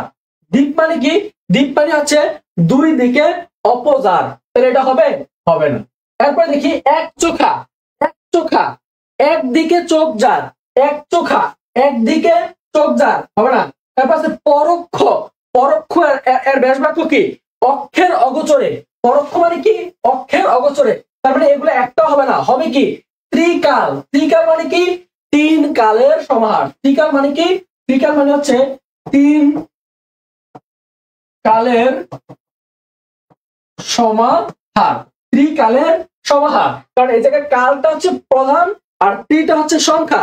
শুরুতে সংখ্যা এবং যদি পরপদ প্রাধান্য পায় তাকে আমরা কি বলি? তাকে আমরা বলি দ্বিগু সমাস। তাহলে এই জায়গায় দ্বিগু সমাস কোনটা হবে? দ্বিগু সমাস হবে ত্রিকাল। দ্বিগু সমাস কি হবে? ত্রিকাল। ত্রিকাল, ত্রিমোহনা, 3 রাস্তা, এরকম অনেকগুলো হবে। ওকে, এরপরের প্রশ্ন আসি আমরা 5 নম্বর প্রশ্ন। নিচের কোনটি সমস্ত পদটি দ্বিগু সমাসের? দেখো দ্বিগু সমাস একটু খেয়াল করো, এটা একটু জটিল আছে, একটু জটিল আছে, বেশি না, একটু। মাথা ঠান্ডা করে একটু উত্তর দিবা। মাথা ঠান্ডা করে একটু উত্তর দিবা।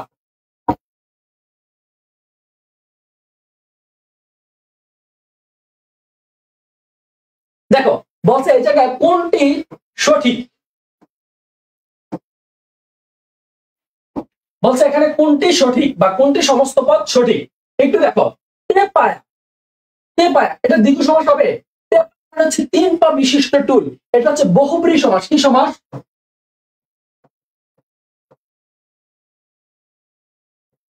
বহুব্রী সমাস। এটা কি সমাস? এটা হচ্ছে বহুব্রী সমাস। দেখো আমরা বহুব্রী সমাস কি বলছিলাম? আমরা বহুব্রী সমাসে কি বলছিলাম? বহুব্রীতে নতুন অর্থ পাই। দেখো বহুব্রীতে কি পাই? নতুন অর্থ পাই। পূর্বপদ নয়, পরপদ নয়, এই জায়গায় আমরা কি পাই? নতুন অর্থ পাই। তাহলে আমরা একটু দেখি বহুব্রী সমাসে আমরা নতুন অর্থ যেহেতু পাই, তাহলে এই জায়গায় আছে, এই জায়গায় আছে কি? তেপায়া। তেপায়া মানে হচ্ছে 3 পা বিশিষ্ট চুল। টুল টুল টুল, চৌকি, বসার চৌকি। তাহলে তেও বোঝাচ্ছে না, পায়াও বোঝাচ্ছে না, তাহলে এটা নতুন একটা অর্থ পাচ্ছে, এর জন্য এটা হচ্ছে বহুব্রী সমাস। বলছে চৌচালা। এই চৌচালা এটা হচ্ছে 4 চাল বিশিষ্ট ঘর। 4 চালা বিশিষ্ট বিশিষ্ট ঘর। মূলত এটা কি বোঝাচ্ছে? একটা ঘরকে নির্দেশ করতেছে। তার মানে শুরুতে সংখ্যা থাকলেও শেষে চাল থাকলেও এটাকে চালকে বোঝাচ্ছে না, এটা বোঝাচ্ছে একটা ঘরকে। তার মানে এটা একটা বহুব্রী সমাস, নতুন অর্থ প্রাধান্য পেয়েছে, তার জন্য এটা হবে বহুব্রী সমাস। এরপর আছে তে মাথা। তে মাথা হচ্ছে 3 মাথা সমাহার। রাইট অ্যান্সার এটাই হবে। আর 4 হাতি। 4 হাতি কার? 4টা হাত কার? গজাননের 4 হাত। ঠিক আছে, ক্লিয়ার? ওকে, এরপরের প্রশ্ন আসে আমাদের 6 নম্বর প্রশ্ন। বলছে ব্যাস বাক্যের অপর নাম কি? ব্যাস বাক্যের অপর নাম কি? সবাই একটু আমাকে বলো, ব্যাস বাক্যের অপর নাম কি? আমি ক্লাসে আলোচনা করেছিলাম, ব্যাস বাক্যের অপর নাম কি? ব্যাস বাক্যের অপর নাম কি? ব্যাস বাক্যের অপর নাম কি? সবাই একটু কমেন্ট করে জানাও যে ব্যাস বাক্যের অপর নাম কি? ব্যাস বাক্যের অপর নাম কি? ব্যাস বাক্যের অপর নাম কি? ব্যাস বাক্যের অপর নাম কি? ব্যাস বাক্যের অপর নাম কি? সবাই একটু কমেন্ট করো।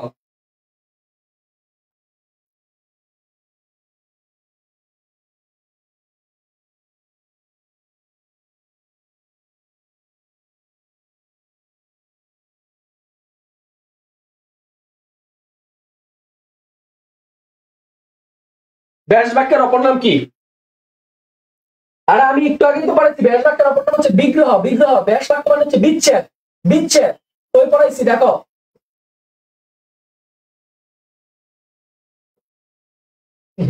এই যে আছে মনে হয়, এই যে দেখো, আমি পড়াইছিলাম সন্ধি শব্দের অর্থ, সরি, সমাস শব্দের অর্থ হচ্ছে মিলন, পদের মিলন। আর বিপরীত অর্থ হচ্ছে বিচ্ছেদ। তাহলে বিচ্ছেদের আরেক নাম কি? বিগ্রহ। তাহলে ব্যাস বাক্যের আরেক নাম কি? বিগ্রহ, বিচ্ছেদ। বিগ্রহ বা বিচ্ছেদ। তাহলে দেখো এই যে বিচ্ছেদ বা বিগ্রহ আছে কিনা? ব্যাস বাক্যের অপর নাম কি? বিচ্ছেদ বা বিগ্রহ। ব্যাস বাক্যের আরেক নাম কি? বিচ্ছেদ বা বিগ্রহ। তাহলে দেখো এটা ছিল ব্যাস বাক্যের অপর নাম কি? ব্যাস বাক্যের অপর নাম কি হবে? বিচ্ছেদ বা বিগ্রহ বাক্য।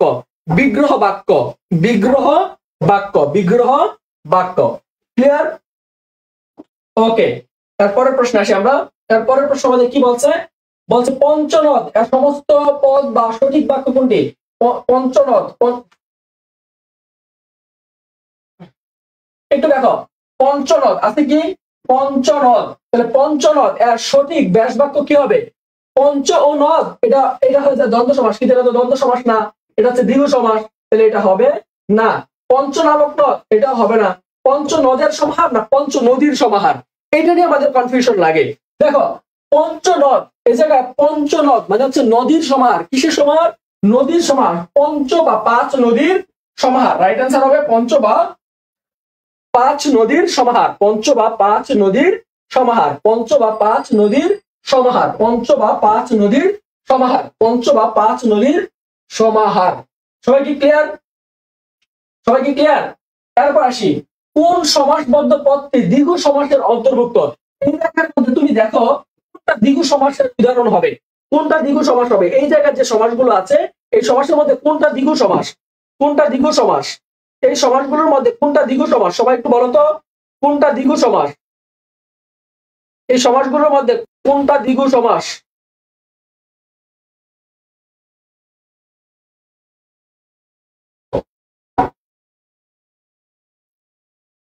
এই সমাসগুলোর মধ্যে কোন সমাস? এই সমাসগুলোর মধ্যে কোনটা দ্বিগু সমাস? দেখো, দেশান্তর, আরেকটা হচ্ছে গ্রামান্তর, তেপান্তর, লোকান্তর। কোনটা দ্বিগু সমাস? কোনটা দ্বিগু সমাস? তেপান্তর। 3 প্রান্তের সমাহার। 3 প্রান্তের সমাহার হবে তেপান্তর। এরকম কিছু কিছু আছে, এগুলো তোমরা একটু মুখস্থ করবে, না বুঝতে পারলে হবে তেপান্তর। এই তো রাইট অ্যান্সার দিয়ে দিয়েছো অলরেডি। তেপান্তর, তেপান্তর, গুড, ভেরি গুড, অনেকেই রাইট অ্যান্সার করেছো। ওকে, এরপর আসি তৎপুরুষ সমাস। এই তৎপুরুষ সমাসের আরেকটা নাম হচ্ছে কারক লুপী সমাস। এই তৎপুরুষ সমাস শিখতে গেলে তোমাকে অবশ্যই কারক শিখতে হবে, কারক শিখতে হবে। এর জন্য এই সমাসের নাম হচ্ছে কারক লুপী সমাস, কারক লুপী সমাস। আরেকটা নাম হচ্ছে কারক লুপী সমাস, আরেকটা নাম কি? কারক লুপী সমাস। এই তৎপুরুষ সমাস আমরা বলছিলাম দ্বিতক, আমরা দ্বিতক শিখছিলাম না, দ্বিগু শেষ, এখন আছে তৎপুরুষ। তৎপুরুষ সমাসটা হচ্ছে বিভক্তি লোপ পাবে, বিভক্তি লোপ পাবে, বিভক্তি লোপ পাবে। চেনার উপায় কি? বিভক্তি লোপ পাবে। কিভাবে হয় আমরা একটু দেখি। বিভক্তিগুলো কি কি আছে আমাদের? আমাদের বিভক্তি কি কি আছে বলো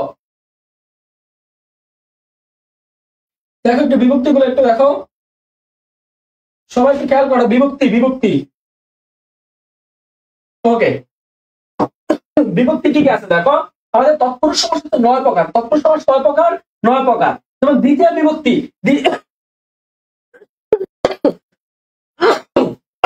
সরি, তোমাদের এই জায়গায় দ্বিতীয় বিভক্তি কি কি আছে তোমাদের জানতে হবে। আমরা জানি র এর, এগুলো দ্বিতীয় তৎপুরুষ সমাস। তারপর হচ্ছে দ্বারা দিয়ে কর্তৃক, তারপর হচ্ছে চতুর্থীতে আছে র এর জন্য, সরি র এর জন্য নিমিত্তে। তাহলে এরপরে দেখি আমরা ষষ্ঠী পঞ্চমীতে আছে হতে থেকেছে, ষষ্ঠীতে আছে হতে থেকেছে, সপ্তমীতে আছে। এই যে আমাদের বিভক্তিগুলো আছে, এই যে আমাদের বিভক্তিগুলো আছে, এই বিভক্তিগুলো কি করতে হবে? জি ভাই,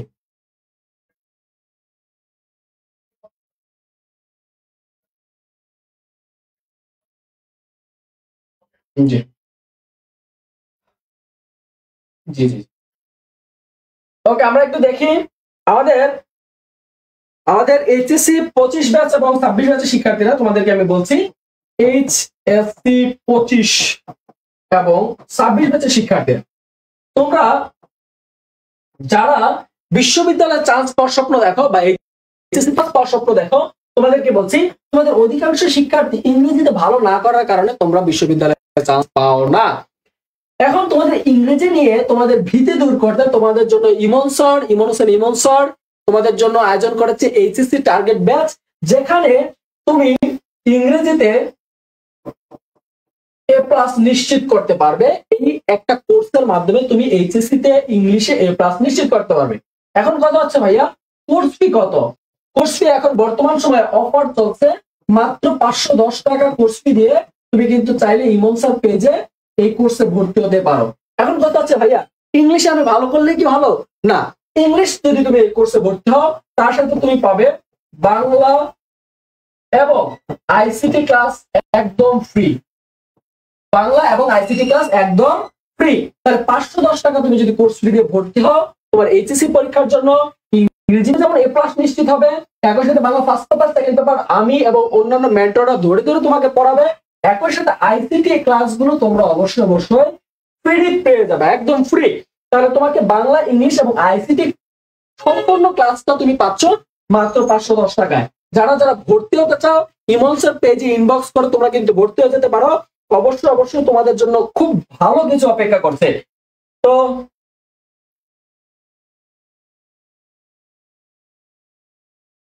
যারা যারা ভর্তি হতে চাও, অবশ্যই ইমন স্যার পেজে ইনবক্স করে ভর্তি হয়ে যাবো।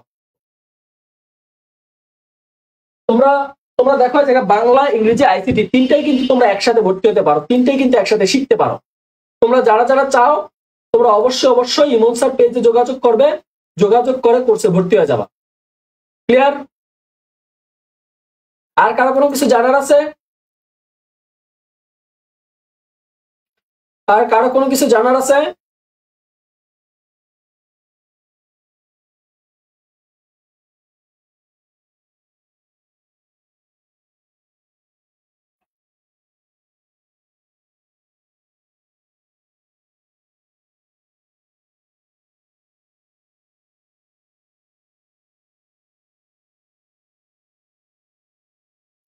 তাহলে আমরা কারক শিখতে হবে আগে। কারক শিখে আমাদের কি কি শিখতে হবে?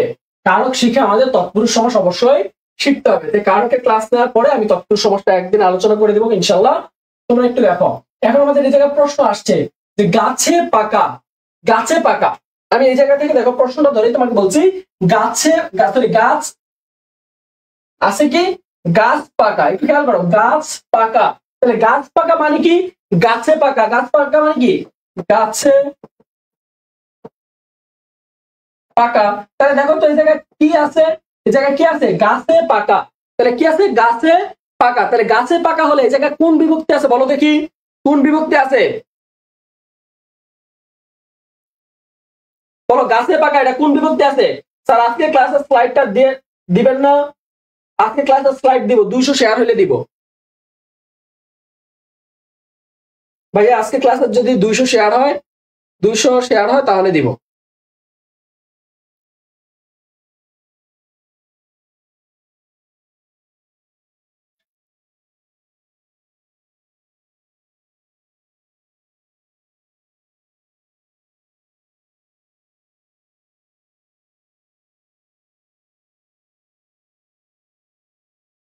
স্যার ভর্তি হব বন্ধু? হ্যাঁ এই ভর্তি হবে। নুবা ভর্তি হয়ে যাও ভাইয়া, দ্রুত ভর্তি হয়ে যাও। এই অফার কিন্তু সবসময় থাকবে না, কিছুদিন পর কিন্তু এটা 1000 টাকা হয়ে যাবে। এখন 50% ডিসকাউন্ট আছে, এই ডিসকাউন্ট কিন্তু থাকবে না। তাই বলছি সময় থাকতে ভর্তি হয়ে যাও, সময় থাকতে ভর্তি হয়ে যাও। আর তোমরা যদি আমার ক্লাস চাও আমি ক্লাস দিব। তোমরা যদি বাংলা বলো যে না ভাইয়া রাশেদ ভাইয়ের ক্লাস একদমই বাজে, ওনার ক্লাস দিয়ে হবে না, আরো ভালো শিক্ষক আনেন, আরো ভালো শিক্ষক আসবে তোমাদের জন্য ক্লাস দিবে, কোনো সমস্যা নাই। ফ্রি মানে এই জন্য যে মানসম্মত ক্লাস হবে না এমনটা নয়, তোমাদের জন্য অবশ্যই অবশ্যই ভালো কিছু নিয়ে ইমন স্যার তোমাদের জন্য প্রস্তুত হচ্ছেন। তো তোমরা তো সবাই জানো যে ইমন স্যার বাংলাদেশের ইংরেজির জন্য সেরা শিক্ষকদের মধ্যে একজন। তাই তোমরা অবশ্যই অবশ্যই সেরা প্রস্তুতি নিতে পারবে, আমি এতটুকু বিশ্বাস করি। তাই তোমরা যারা ইংরেজি নিয়ে সংশয় আছো, সন্দিহান আছো, তারা অবশ্যই নিঃসংকোচে ইমন স্যারের এই কোর্সটিতে ভর্তি হয়ে যেতে পারো। আচ্ছা তোমরা একটু এই প্রশ্নটার উত্তর করো, আমি জাস্ট একটা মিনিট সময় নিচ্ছি।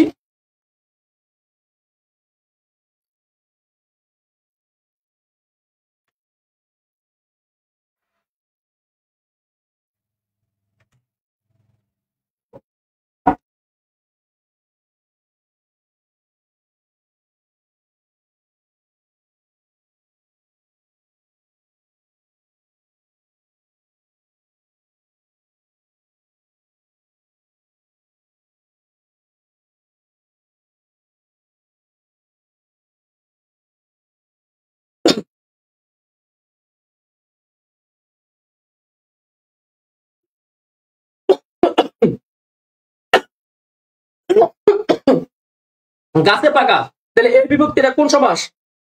এই জায়গায় কি বিভক্তি আছে? এই বিভক্তি আছে, এটা কোন সমাস হবে?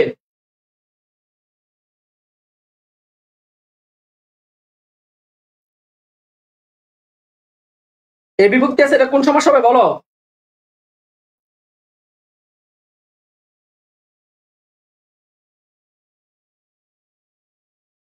বলে না, কেউ বলে না।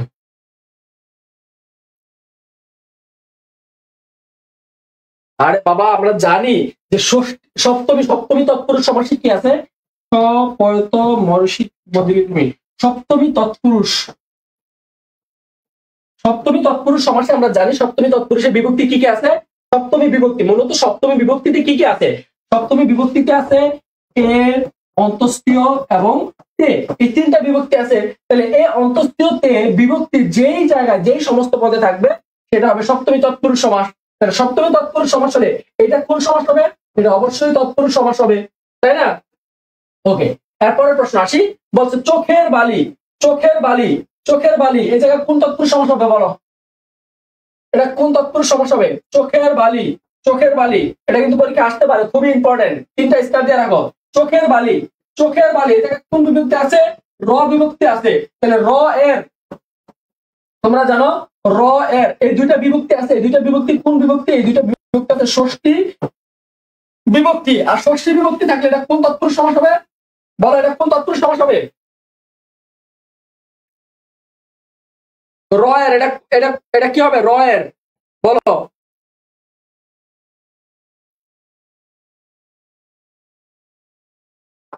র এর এটা কি হবে? ষষ্ঠী তৎপুরুষ সমাস হবে। ষষ্ঠী র এর, র এবং এর বিভক্তি যদি থাকে সেটা হবে ষষ্ঠী তৎপুরুষ সমাস। এই জায়গায় দেখো তো ষষ্ঠী আছে কিনা? নাই।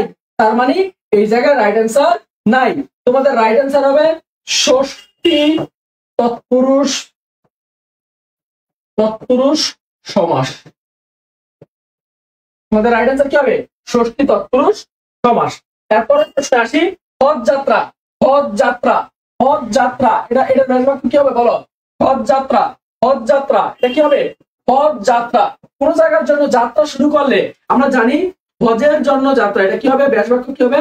হজের জন্য বা উদ্দেশ্যে যাত্রা, হজের জন্য বা হজের উদ্দেশ্যে যাত্রা। আমরা জানি এটা কি হবে বলো দেখি? হজের জন্য যাত্রা বা হজের উদ্দেশ্যে যাত্রা, এটা কোন সমাস হবে? এটা কোন সমাস হবে বলো? এটা কোন সমাস হবে বলো? 10 নম্বরটা বুঝো নাই? 10 নম্বরটা বুঝো নাই?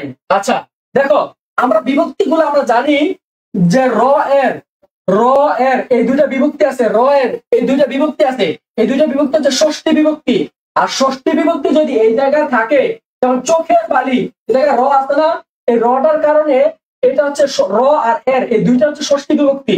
আর ষষ্ঠী বিভক্তি থাকার কারণে এই জায়গায় এই সমাসটা হবে ষষ্ঠী তৎপুরুষ সমাস। এখন ক্লিয়ার? ওকে, এরপরের প্রশ্ন আসি। বলছে হজের জন্য যাত্রা, হজের জন্য যাত্রা, হজের জন্য যাত্রা, হজের জন্য যাত্রা, এটা কোন তৎপুরুষ সমাস হবে বলো? হজের জন্য যাত্রা।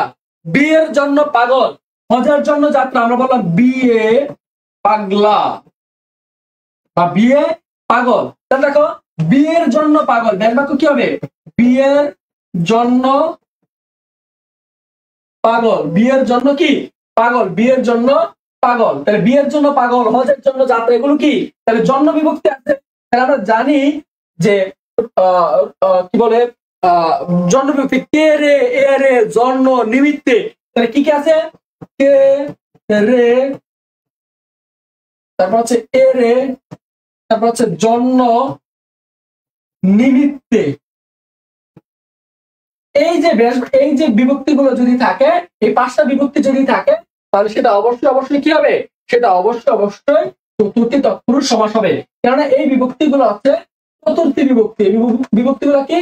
চতুর্থী বিভক্তি। এর জন্য যারা বিভক্তি কারক বিভক্তি মুখস্থ করে না, তাদের জন্য এই জায়গাটা একটু কঠিন লাগবে। ওকে, এরপর আসছে আমরা কর্মধারা সমাস। কর্মধারা সমাস জানার উপায় কি? আমরা বলছিলাম দ্বিতীয় গাই পরপদের গান, আমাদের দ্বিগু সমাস শেষ, তৎপুরুষ সমাস শেষ, দ্বিগু সমাস শেষ, তৎপুরুষ শেষ। এখন আছে কি? কর্মধারয়। আমরা বলছিলাম দ্বিতীয় গাই পরপদের গান, কে, তাহলে আমাদের দ্বিগু শেষ, তৎপুরুষ শেষ, এখন কর্মধারা সমাস। এখন কর্মধারা সমাস, তাহলে আমরা দেখি কর্মধারা সমাস জানার উপায় কি? কর্মধারা সমাস জানার উপায় হচ্ছে, প্রথম জানার উপায় হচ্ছে পরপদ প্রধান, আমরা জানি। 2 নম্বর জানার উপায় হচ্ছে তুলনা। এটা এই জায়গায় কি থাকবে? তুলনা থাকবে। এই জায়গায় কি থাকবে? কম্পেয়ার বা তুলনা থাকবে। একটা পদ আর একটা পদের সাথে কি থাকবে? তুলনা। কি থাকবে? তুলনা থাকবে। তুলনা থাকলে এটা কি হবে? এটা অবশ্যই তুলনা থাকলে হবে কর্মধারয় সমাস। আমরা দেখছি কর্মধারয় সমাস কিভাবে করা যায়, একটু দেখো সবাই। কর্মধারয় সমাস আবার দেখো অনেকগুলো প্রকারভেদ আছে। একটা হচ্ছে সাধারণ কর্মধারয় সমাস, একটা হচ্ছে উপমান কর্মধারয় সমাস, একটা হচ্ছে উপমিত কর্মধারয় সমাস, একটা হচ্ছে রূপক কর্মধারয় সমাস, আরেকটা হচ্ছে মধ্যপদলোপী কর্মধারয় সমাস। আমরা প্রথমে আসি কর্মধারয় সমাসের সাধারণ কর্মধারয় সমাসে। এগুলো হচ্ছে সাধারণ কর্মধারয় সমাস। সাধারণ কর্মধারয় সমাস বিশেষ্য এবং বিশেষণ মিলে হয় কর্মধারয় সমাস। বিশেষ্য এবং বিশেষণ, বিশেষ্য মানে কি তোমরা জানো? বিশেষ্য মানে হচ্ছে নাউন, বিশেষ মানে কি? নাউন। আর বিশেষণ মানে হচ্ছে অ্যাডজেক্টিভ, বিশেষণ মানে কি? অ্যাডজেক্টিভ। নাউন প্লাস অ্যাডজেক্টিভ মিলে যদি কোনো সমাস হয়, তাকে আমরা বলবো কর্মধারয় সমাস। অবশ্যই সেটা সাধারণ কর্মধারয় সমাস। আমরা নাউন বললাম, একটা নাউন নিলাম, যেমন আলু। আলু মানে কি? একটা নাম, সবজির নাম, তাই তো? এখন আলুটা কি অবস্থায় আছে? আলুটা সিদ্ধ অবস্থায় আছে। সিদ্ধ, সিদ্ধ, সিদ্ধ। তাহলে দেখো তো, আলু সিদ্ধ, তাহলে আলুটা হচ্ছে নাউন আর সিদ্ধটা হচ্ছে অবস্থা। তাহলে নাউন প্লাস অ্যাডজেক্টিভ থাকলে সেটা হবে সাধারণ কর্মধারয় সমাস। তোমার যদি পরীক্ষা আসে যে আলু সিদ্ধ, এটা কোন সমাস? অবশ্যই হবে সাধারণ কর্মধারয় সমাস। কেননা এই জায়গায় বিশেষণ, বিশেষ্য এবং বিশেষণ মিলে এই সমাসটা হয়েছে। ক্লিয়ার? তাহলে আলু যে সিদ্ধ, বেশ বাক্য কি? আলু যে সিদ্ধ। একই রকম ভাবে যদি আসে বেগুন পোড়া, তাহলে বেগুন যে পোড়া, বা যদি বলে মরিচ তালা, মরিচ যে তালা, তাহলে কি হবে? এগুলো হবে সাধারণ কর্মধারয় সমাস। তারপর বিশেষণ প্লাস বিশেষ্য। যদি বলে কাঁচা আম যদি বলে কাঁচা আম, তাহলে কি হবে? তাহলে হবে দেখো বিশেষণ মানে হচ্ছে অবস্থান। তাহলে কাঁচা আমটা কেমন অবস্থায় আছে? কাঁচা অবস্থা আছে, এটা একটা অ্যাডজেক্টিভ। আর আমটা কি? একটা নাউন, ফলের নাম। তাহলে অ্যাডজেক্টিভ প্লাস নাউন, এটা কোন সমাস? এটা হচ্ছে সাধারণ কর্মধারয় সমাস। এবার হচ্ছে বিশেষণ প্লাস বিশেষণ। আমি যদি বলি আমি যদি বলি আমি যদি বলি আমি যদি বলি ভালো মন্দ, আমি যদি বলি ভালো মন্দ কিছু খাওয়া হলো না, আমি কি বললাম? ভালো মন্দ। তাহলে ভালো একটা বিশেষণ, মন্দ একটা বিশেষণ, দুইটাই কি অ্যাডজেক্টিভ। তার মানে এটা হবে না, এটা এটা কি হবে? এটা হবে সাধারণ কর্মধারয় সমাস। আমরা বলছি ক্রিয়া প্লাস ক্রিয়া। আমি যদি বলি যাওয়া আসা, আমি যদি বলি যাওয়া আসা, তাহলে যাওয়া এবং আসা, আসা যাওয়া, তাই না? আসা এবং যাওয়া, এই দুইটাই কি কাজ বোঝাচ্ছে, এর জন্য এই দুইটাই হচ্ছে সাধারণ কর্মধারয় সমাস। তাহলে তোমার কি সাধারণ কর্মধারয় সমাস ক্লিয়ার? সবাই কি সাধারণ কর্মধারয় সমাস ক্লিয়ার? সবাই কি ক্লিয়ার? ওকে, এরপর আসি উপমান উপমিত আর হচ্ছে রূপক কর্মধারয় সমাস।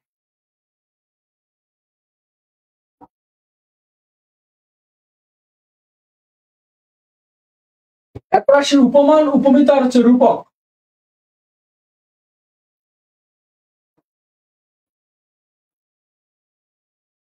এরপর আসি উপমান উপমিত আর হচ্ছে রূপক। দেখো উপমান কর্মধারয় সমাস, উপমিত কর্মধারয় সমাস আর হচ্ছে রূপক কর্মধারয় সমাস। উপমান এই জায়গা হচ্ছে সত্য তুলনা বোঝাবে, সত্য তুলনা, সত্য তুলনা। এই জায়গা হচ্ছে মিথ্যা, মিথ্যা এবং দৃশ্যমান তুলনা বোঝাবে, মিথ্যা এবং দৃশ্যমান তুলনা বোঝাবে। এই জায়গায় বোঝাবে মিথ্যা এবং অদৃশ্য, অদৃশ্য তুলনা বোঝাবে। তাহলে দেখো আমরা বলছি কাজল কালো, কাজল কালো, তাহলে কাজল কি কালো হয়? এটা কি সত্য না মিথ্যা? অবশ্যই সত্য, কাজল অবশ্যই কালো হয়।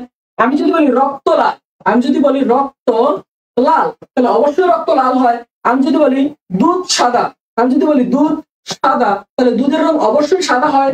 আমি যদি বলি অরুণ রাঙা, অরুণ রাঙা, অরুণ রাঙা, অবশ্যই অরুণ মানে হচ্ছে সূর্য, তাহলে অবশ্যই অরুণ রাঙা হয়, সূর্য রঙিন হয়। তাহলে এগুলো সবগুলো সত্য উপাদান বোঝাচ্ছি, এর জন্য এটাকে বলছি উপমান কর্মধারয় সমাস।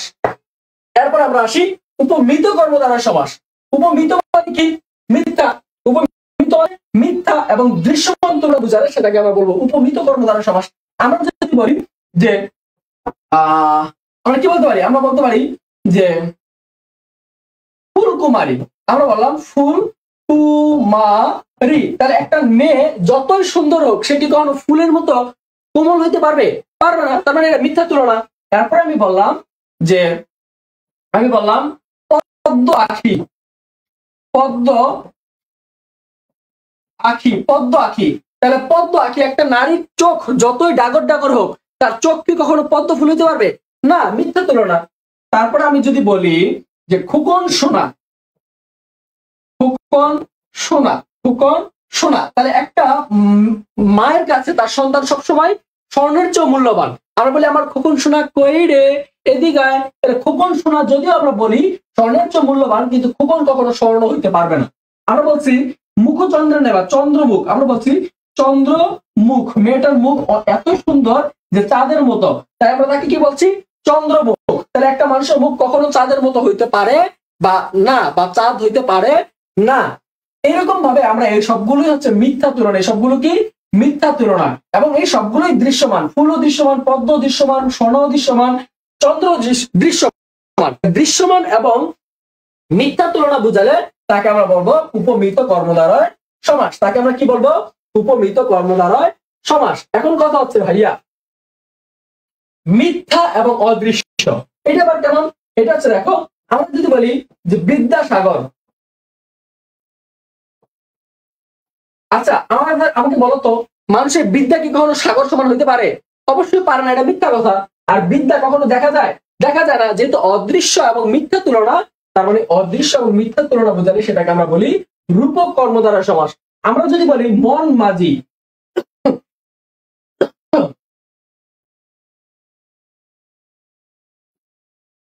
আমরা যদি বলি মন মাঝি, আমরা কি বললাম? মন মাঝি, আমরা কি বললাম? মন মাঝি। তাহলে একটু খেয়াল করো, মন মাঝি, তাহলে মন কি কখনো দেখা যায়? দেখা যায় না। আর মনের কি মাঝি আছে? নৌকা চালায় মনের মধ্যে, কে চালাবে নৌকা? মন মাঝি, এটা মিথ্যা, মিথ্যা কথা। এবং মন দেখা যায় না, অদৃশ্যমান। তাহলে অদৃশ্য এবং মিথ্যা তুলনা বোঝালে তাকে আমরা বলি রূপক কর্মধারয় সমাস। একইভাবে আমরা যদি বলি বিষাদ সিন্ধু, বিষাদ সিন্ধু, বিষাদ সিন্ধু, তাহলে দেখো বিষাদ হচ্ছে দুঃখ, দুঃখ কখনো দেখা যায় না। একটা মানুষের দুঃখ কখনো সিন্ধু বা সাগর সমান হতে পারে না, সিন্ধু শব্দের অর্থ হচ্ছে সাগর। তাহলে একটা মানুষের দুঃখ কখনো সাগর সমান হতে পারে না, মিথ্যা কথা। তাহলে মিথ্যা এবং অদৃশ্য থাকলে সেটাকে আমরা বলি রূপক কর্মধারয় সমাস। একইভাবে তুমি বলতে পারো জ্ঞান সিন্ধু, প্রেম ডোর, মন মাঝি, তারপর হচ্ছে আরো অনেক কিছু তোমরা বলতে পারো। ওকে, তাহলে এই সবগুলো হচ্ছে কর্মধারয় সমাস। এখন হচ্ছে ব্যাস বাক্য করবো কিভাবে ভাই? ব্যাস বাক্য করা খুবই ইজি। দেখো কাজল কালো, এই জায়গায় ব্যাস বাক্য করার নিয়ম হচ্ছে কাজলের ন্যায় কালো, একটা শিখবা বাকিগুলো অটো পারবা। তাহলে কাজলের এটা কোন পদ? এটা পূর্ব পদ। পূর্ব পদের সাথে কি যুক্ত হয়েছে? র বা এর বিভক্তি যুক্ত হয়েছে। তারপর দেখো ন্যায়, মাঝখানে যুক্ত হয়েছে কি? ন্যায়। আর শেষে কি আছে? শেষে আছে পরপদ। তাহলে পূর্বপদ ন্যায় পরপদ, পূর্বপদ ন্যায় পরপদ। তাহলে আমি যদি একইভাবে সবগুলো দেখি, রক্তের ন্যায় লাল, রক্তের ন্যায় লাল, দুধের ন্যায় সাদা, অরুণের ন্যায় রাঙা, কাজলের ন্যায় কালো, সবগুলো কি? সবগুলো হচ্ছে ব্যাস বাক্য।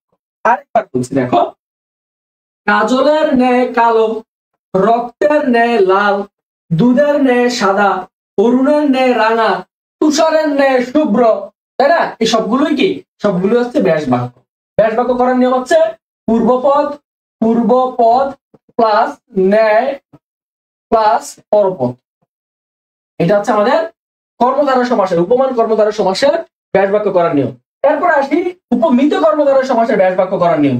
এই উপমিত কর্মধারয় সমাসের ব্যাস বাক্য করার নিয়ম হচ্ছে যার তুলনা আগে করবা, যার তুলনা করবা সে আগে বসবে। তাহলে কার তুলনা করতেছি? ফুলের তুলনা করতেছি না কুমারীর তুলনা করতেছি? তাহলে কুমারীর প্রশংসা করতেছি, তাহলে কুমারী আগে আসবে, কুমারী। তাহলে কুমারী কার মতো? কুমারী হচ্ছে ফুলের মতো। তাহলে কুমারী ফুলের, এরপর আসবে ন্যায়, কুমারী ফুলের ন্যায়। যার তুলনা করবা সে আগে আসবে। তাহলে পদ্মের তুলনা করতেছি না আখির তুলনা করতেছি? অবশ্যই আমি আখির প্রশংসা করতেছি, মানে চোখের প্রশংসা করতেছি। তাহলে কি হবে? আখি পদ্মের ন্যায়। তারপর আমি বলছি খোকন সোনা, তাহলে এই জায়গায় কি হবে? খোকন সোনার ন্যায়। তাহলে খোকনের প্রশংসা করতেছি, খোকন সোনার ন্যায়। চন্দ্রমুখ, এই জায়গায় মুখের প্রশংসা করতেছি, তাহলে কি হবে? মুখ চন্দ্রের ন্যায়। একইভাবে যদি আসে সিংহ পুরুষ, তাহলে সিংহ পুরুষের ন্যায়। ক্লিয়ার? সবাই কি ক্লিয়ার? ওকে, এরপর সে রূপক কর্মধারয় সমাস, যেমন বিদ্যাসাগর। তাহলে বিদ্যাসাগর রূপক কর্মধারয় সমাস একদম ইজি। এই জায়গায় পূর্বপদ বসাবা, পূর্বপদ প্লাস রূপ, পূর্বপদ প্লাস রূপ, তারপর হচ্ছে পরপদ। পূর্বপদ প্লাস রূপ, তারপর হচ্ছে পরপদ। পূর্বপদ কি আছে? বিদ্যা, দিলাম বিদ্যা, বিদ্যা। তাহলে কি আছে? বিদ্যা রূপ, মাঝখানে কি বলবে? রূপ। তারপরে কি আছে? বিদ্যা রূপ, তারপর হচ্ছে পরপদ, তার মানে হচ্ছে সাগর। পরপদ মানে কি? সাগর। পরপদ মানে কি? সাগর। তাহলে বিদ্যা রূপ সাগর। একইভাবে আমি যদি বলি মন রূপ মাঝি, বিষাদ রূপ সিন্ধু, জ্ঞান রূপ সিন্ধু, প্রেম রূপ ডোর, মন রূপ মাঝি, তাহলে এগুলো সবগুলো হচ্ছে রূপক কর্মধারয় সমাস। সবাই ক্লিয়ার?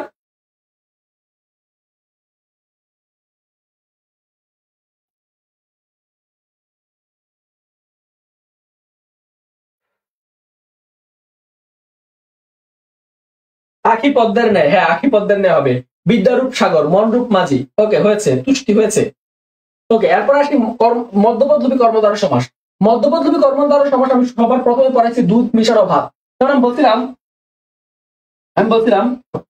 দুধ মেশানো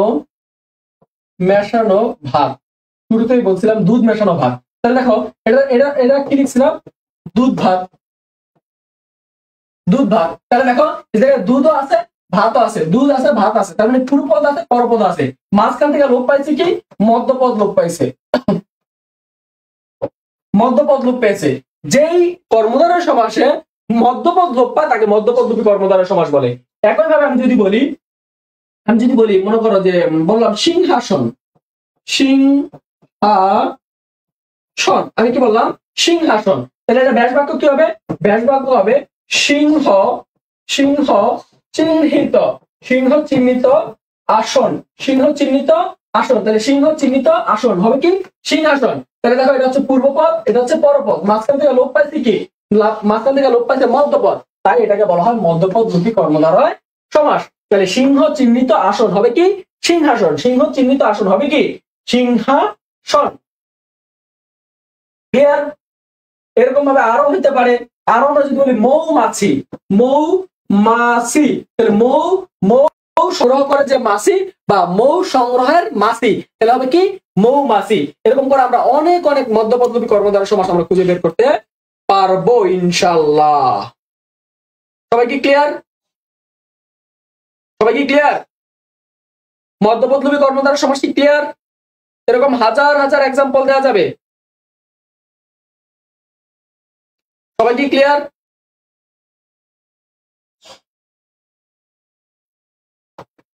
আমরা বলতে পারি স্মৃতিশোধ, পরীক্ষা আসে স্মৃতিশোধ, তাহলে স্মৃতি রক্ষার্থে শোধ হবে স্মৃতিশোধ। সাহিত্য সভা, সাহিত্য বিষয়ক সভা হবে কি সাহিত্য সভা, সাহিত্য বিষয়ক সভা হবে কি সাহিত্য সভা। জি ক্লিয়ার? ওকে, ক্লিয়ার হলে ক্লিয়ার। ওকে, তাহলে ক্লিয়ার হলে আমাকে এই প্রশ্নের অ্যান্সারটা দাও, এমসিকিউটার অ্যান্সার দাও। বলো কাজল কালো, কাজল কালো এর ব্যাস বাক্য কি হবে বলো, কাজল কালো এর ব্যাস বাক্য কি হবে বলো, কাজল কালো, কাজল কালো এর ব্যাস বাক্য কি হবে, সঠিক ব্যাস বাক্য কি হবে, একটু আগে পড়াইছি, বলো কাজল কালো সঠিক ব্যাস বাক্য কি হবে, কাজল কালো সঠিক ব্যাস বাক্য কি হবে বলো, কাজল কালো সঠিক ব্যাস বাক্য কি হবে, কাজল কালো সঠিক ব্যাস বাক্য কি হবে, কাজল কালো সঠিক ব্যাস বাক্য কি হবে।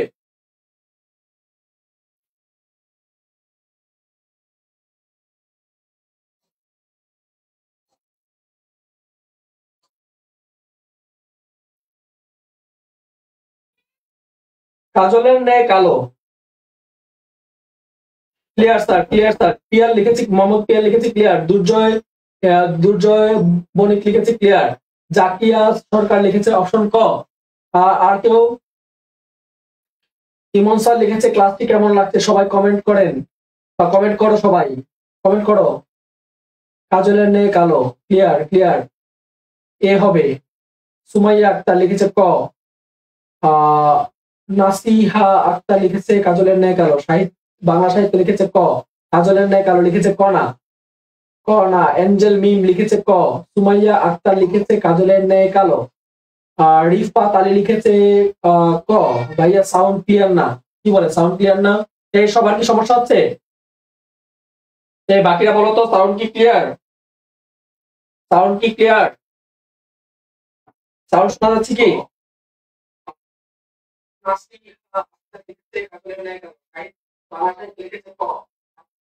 সাউন্ড ক্লিয়ারই আছে, তাহলে রাইট অ্যান্সার কি হবে? কাজলের ন্যায় কালো, কাজলের ন্যায় কালো, কারণ আমরা জানি এটা উপমান কর্মধারয় সমাস, কাজল সবসময় কালোই হয়। ওকে, এরপরের প্রশ্ন আসি। এরপর হচ্ছে জীবন, জীবন আশঙ্কায় যে বীমা তাকে বলা হয় জীবন বীমা। এটা কোন সমাস? জীবন, জীবন নাশের বা জীবন নাশের আশঙ্কায় বা জীবনের আশঙ্কায় যে বীমা তাকে কি বলা হয়? দেখো জীবনও আছে বীমাও আছে, মাঝখান থেকে কি আছে? নাশের আশঙ্কায় যে বীমা, তাহলে এটা কি হবে? এটা অবশ্যই অবশ্যই কি হবে? মধ্যপদ লিপি কর্মধারয় সমাস হবে, কারণ উপমানও হবে না, উপমিত হবে না, রূপক হবে না, হবে কি মধ্যপদ লিপি কর্মধারয় সমাস। ইজি প্রশ্ন। আর একটু সাউন্ড দরকার ভাইয়া, কষ্ট করে সাউন্ড ক্লিয়ার আছে ভাই, আমি আর বেশি দিতে পারতেছি না। আমি আজকে ভাই অফলাইনে 5 ঘন্টা ক্লাস নিয়ে আসছি, আজকে শুক্রবার 5 ঘন্টা ক্লাস নিয়ে তারপরে আবার এসে সন্ধ্যায় অনলাইনে ক্লাস নিচ্ছি। আমি দাঁড়ায় থাকতে থাকতে পা ব্যথা হয়ে যাচ্ছে, তো তারপরে আমি জোরে জোরে সাউন্ড মানে খুব সাউন্ড দিয়ে কথা বলছি। স্যার একটু চা পান করেন, চা বানাই দিবে কে ভাই? একটু দেখো এরপরের প্রশ্নটা কি ছিল? ফুলকুমারী, ফুলকুমারী এর সমস্ত পদ কি হবে? সমস্ত পদ মানে ব্যাস বাক্য কি হবে? সমস্ত পদে আছে ফুলকুমারী, ফুলকুমারী, ফুলকুমারীর সমস্ত পদটির ব্যাস বাক্য কি হবে? ফুলকুমারীর সমস্ত পদটির সঠিক ব্যাস বাক্য কি হবে বলো? ফুলকুমারী, ফুলকুমারী এটা উপমান না উপমিত কর্মধারয় সমাস? আগে বলো উপমান না উপমিত, উপমান না উপমিত, আগে বলো এটা কি উপমান না উপমিত, উপমান না উপমিত, সবাই আগে বলো উপমান না উপমিত, আগে বলো উপমান না উপমিত, উপমান না উপমিত। দেখো ফুলকুমারী, একটা মেয়ে যতটাই কিউট হোক, যতই কিউট হোক, যতই সফট হোক, এই কুমারী মেয়ে কি কখনো ফুল হইতে পারবে? পারবে? অবশ্যই পারবে না। তাহলে এটা কি বলছে? এটা মিথ্যা কথা বলছে। এটা কি বলছে? মিথ্যা কথা বলছে। যদি মিথ্যা তুলনা হয় আর এই ফুলও দেখা যায়, কুমারীও দেখা যায়, মিথ্যা তুলনা, তাহলে দুইটাই কি দৃশ্যমান? দুইটাই কি দৃশ্যমান? তাহলে দৃশ্যমান এবং মিথ্যা তুলনা বুঝালে সেটাকে আমরা কি বলি? দেখো আমি একটু আগে পড়াইছি, মিথ্যা এবং দৃশ্যমান। দেখো মিথ্যা এবং দৃশ্যমান, মিথ্যা এবং দৃশ্যমান থাকলে সেটাকে আমরা বলি উপমিত কর্মধারয় সমাস। আর এই সমাসে ব্যাস বাক্য করার নিয়ম কি? আগে যার প্রশংসা সে আগে বসবে। তাহলে আমরা দেখি, তারপর আমরা দেখি একটু এটা কি হবে, উপমান না উপমিত? তাহলে অবশ্যই এটা হবে উপমিত। এটা কি হবে? উপমিত। উপমিত কর্মধারয় সমাস। আর উপমিত কর্মধারয় সমাসের ব্যাস বাক্য করার নিয়ম হচ্ছে যার প্রশংসা করছে সে আগে বসবে। তাহলে কুমারী আগে কোথায় আছে আমরা দেখি, কুমারী এই জায়গায় আগে আছে, আর একটা তো কুমারী আগে নাই, আর বাকি কোনো কিছু দেখার দরকারই নেই। রাইট অ্যান্সার হচ্ছে কুমারী ফুলের নাই। মানে জাস্ট বলছে যার প্রশংসা সে আগে বসবে। তাহলে এই যে কুমারী, কুমারীর প্রশংসা হচ্ছে, তাহলে কুমারী আগে বসছে, তারপর বাকি আর কোনো কিছু দেখার দরকার না, অটো হয়ে যাবে। আর বাকিগুলো তো নাই, কুমারী নাই কোনোটাতে। ওকে ওকে ওকে, আমাদের 15 নম্বর প্রশ্নটা একটু আমরা দেখি। বলছে চন্দ্রমুখ। তাহলে একটা মানুষের মুখ যতই উজ্জ্বল হোক, তার মুখ কি কখনো চাঁদ হইতে পারবে? বলছে একটা মানুষের মুখ চন্দ্রমুখ, একটা মানুষের চেহারা যতই উজ্জ্বল হোক, যতই সে সাদা হোক, ফর্সা হোক, তার চেহারা কি কখনো চাঁদের মতো উজ্জ্বল হবে? হবে? এটা সম্ভব? আদৌ পসিবল? কোন হবে পসিবল? তাহলে ফুল একটু দেখো, যে চাঁদ, চাঁদ মুখ বা চন্দ্রমুখ এইরকম যদি থাকে, তাহলে এটা কি হবে? এটা দেখো চাঁদও দেখা যায়, মুখও দেখা যায়, তাহলে দুইটাই দৃশ্যমান। দুইটাই কি দৃশ্যমান, কিন্তু মিথ্যা কথা বলছে, মিথ্যা কথা বলছে। মিথ্যা তুলনা এবং দৃশ্যমান থাকলে সেটা হচ্ছে উপমিত। উপমিত কর্মধারয় সমাস। আর উপমিত কর্মধারয় সমাসের বৈশিষ্ট্য হচ্ছে যার প্রশংসা করা হচ্ছে সে আগে বসবে। তাহলে মুখের প্রশংসা করছি, মুখ আসবে আসবে আগে। তাহলে মুখ কার মতো? চন্দ্রের মতো। তাহলে মুখ চন্দ্রের ন্যায়। মুখ চন্দ্রের ন্যায়। দেখো মুখ চন্দ্রের ন্যায় কোথায় আছে? মুখ চন্দ্রের ন্যায় আছে অপশন গ তে। রাইট অ্যান্সার অপশন গ। রাইট অ্যান্সার কি? অপশন ঘ। তোমরা কি ক্লিয়ার হচ্ছ? বিষয়টা কি বুঝতে পারতেছ? তোমরা কি আসলে বিষয়গুলো বুঝতে পারছো? রিয়েলাইজ করতে পারতেছো? তোমরা এতক্ষণ যা পড়াইছি বুঝতে পারতেছো কি? একটু দেখো, বলছে রূপক কর্মধারয় সমাস কোনটি? আমরা জানি রূপক কর্মধারয় সমাস কেনার উপায় কি? রূপক কর্মধারয় সমাস হচ্ছে এ জায়গায় মিথ্যা কথা তো বলবেই এবং এটা অদৃশ্য থাকবে। কি থাকবে? অদৃশ্য তুলনা বুঝাবে। মিথ্যা এবং অদৃশ্য তুলনা বুঝালে তাকে আমরা বলি রূপক কর্মধারয় সমাস। এখন দেখি এই জায়গার মধ্যে কোনটা আছে অদৃশ্য এবং মিথ্যা তুলনা। দেখি প্রথমে আছে মহাপুরুষ। তাহলে মহাপুরুষ এটা কোনোভাবেই হবে না, এটা হবে সাধারণ কর্মধারয় সমাস। কারণ মহান যে পুরুষ, মহান যে পুরুষ, মহান যে পুরুষ। তাহলে দেখো মহান অ্যাডজেক্টিভ, পুরুষ নাউন, তাহলে অ্যাডজেক্টিভ প্লাস নাউন, এটা সাধারণ কর্মধারয় সমাস। বলতে ঘনশ্যাম, এটাও হবে না, কোনোভাবে হয় না। বলছে তুষার শুভ্র, তুষার শুভ্র আসলে তুষার সাদা হয়, তাহলে এটা হচ্ছে উপমিত। উপমান, উপমান কর্মধারয় সমাস। এটা ব্যাস বাক্য হবে তুষার শুভ্র, তুষার, তুষারের ন্যায় মানে শুভ্র, তুষারের ন্যায় শুভ্র। তাহলে দেখো এটা হবে তুষারের ন্যায় শুভ্র, তাহলে এটা উপমান কর্মধারয় সমাস। তাহলে হচ্ছে রূপক কর্মধারয় সমাস কোনটা? রূপক কর্মধারয় হচ্ছে বিষাদ সিন্ধু। তাহলে বিষাদ সিন্ধু ব্যাস বাক্য কি? বিষাদ রূপক সিন্ধু। বিষাদ রূপক কি? সিন্ধু। বিষাদ রূপক কি? সিন্ধু। বিষাদ রূপক সিন্ধু। তাহলে এটা ব্যাস বাক্য হচ্ছে বিষাদ রূপক সিন্ধু। ব্যাস বাক্য কি? বিষাদ সিন্ধু। রাইট অ্যান্সার কি? বিষাদ সিন্ধু। তার 15 নম্বর 16 নম্বর একবার এক, মানে 15 16 এক মানে আচ্ছা এক, 15 16 এক হয়েছে। ওকে 15 16, 15 16 এক হয় নাই তো? হ্যাঁ একই মানে, না তুমি কি বলছো আমি বুঝিনি। আচ্ছা বহুব্রী সমাস। আমরা জানি বহুব্রীতে কি পায়? বহুব্রীতে নতুন অর্থ প্রাধান্য পায়। আমরা জানি বহুব্রী, আমরা পড়ছিলাম দ্বন্দ্বে। আবার আমরা আরেকবার একটু কবিতাটা আমরা পড়ে আসি, কবিতাটা পড়ে আসি। দ্বন্দ্বে উভয় পদ সমান, দ্বিতকে গায়ে পরপদের গান, বহুব্রীতে নতুন অর্থ পায়, অব্যয়িত পূর্বপদ বলের আসে ভাই। তাহলে দেখো আমরা কি কি পড়ছিলাম? আমরা পড়ছিলাম কবিতা পড়ছিলাম যে দ্বন্দ্বে উভয় পদ সমান। দেখো কবিতা কি পড়ছিলাম? কবিতা পড়ছিলাম দ্বন্দ্বে উভয় পদ সমান, দ্বিতকে গায়ে পরপদের গান, বহুব্রীতে নতুন অর্থ পায়, অব্যয়িত পূর্বপদ বলের আসে ভাই। তাহলে দেখো বহুব্রীতে কি অর্থ পাইছিলাম? বহুব্রীতে আমরা নতুন অর্থ পাইছিলাম। বহুব্রীতে কি পাইছিলাম? বহুব্রীতে আমরা নতুন অর্থ পাইছিলাম। তো খেয়াল করো, বহুব্রী সমাস। তাহলে বহুব্রীতে কি পাই? বহুব্রীতে আমরা নতুন অর্থ পাই। বহুব্রীতে কি পাই? নতুন অর্থ, নতুন অর্থ পাই। যেমন আমরা যদি বলি যে আমরা বললাম চৌচালা, চৌচালা, তাহলে চৌচালা দিয়ে কি বোঝায়? চার চাল বিশিষ্ট ঘর বোঝায়, চার চালের ঘর, চার চালের ঘর বোঝায়। চারও বোঝায় না, চালও বোঝায় না, বুঝাচ্ছে কি? ঘর। আমরা বলছি বিনা পানি, আমরা কি বলছি? বিনা পানি, বিনা পানি। এই মূর্ধন্য দিয়ে পানি হচ্ছে, পানি মানে হচ্ছে হাত, আর এই বিনা মানে হচ্ছে বাদ্যযন্ত্র। তাহলে বিনা পানি দিয়ে বাদ্যযন্ত্র বোঝায় না, হাতও বোঝায় না, বিদ্যার দেবী সরস্বতীকে বোঝায়। বিনা পানিতে যার ব্যাস বাক্য হচ্ছে বিনা পানিতে তার। আমরা আবার বললাম যে লাঠা লাঠি, আমরা বললাম লাঠা লাঠি, লাঠা লাঠি। তাহলে এই জায়গায় লাঠাও বোঝায় না, লাঠিও বোঝায় না, কি বোঝায়? লাঠিতে লাঠিতে লড়াই, লাঠিতে লাঠিতে লড়াই, লাঠিতে লাঠিতে লড়াই। আমরা বললাম চুলা চুলি, চুলা চুলি। তাহলে চুলে চুলে যে লড়াই, এই জায়গায় চুলও বোঝায় না, চুলিও বোঝায় না, চুলাও বোঝায় না, মানে চুলা রান্না করার চুলাও বোঝায় না, চুলিও বোঝায় না। এই জায়গায় কি বোঝায়? চুলে চুলে যে লড়াই। ঠিক আছে, কি হলো? চুলে চুলে যে লড়াই, তাকে বলে চুলা চুলি। আমরা একই ভাবে আমরা বলতে পারি যে কানা কানি।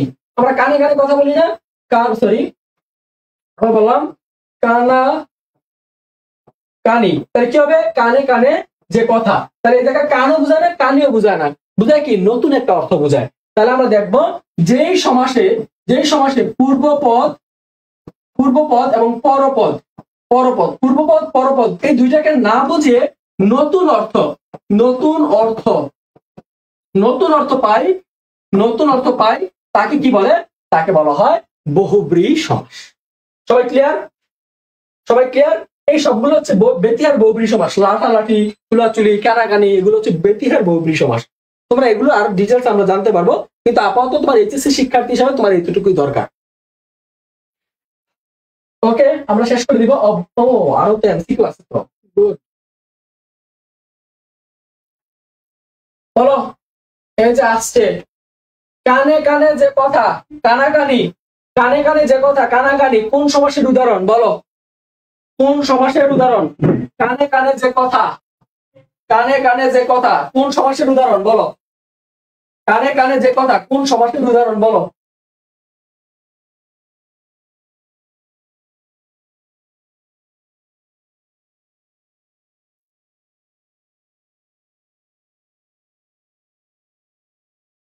কানে কানে যে কথা কোন সমাসের উদাহরণ? বলো।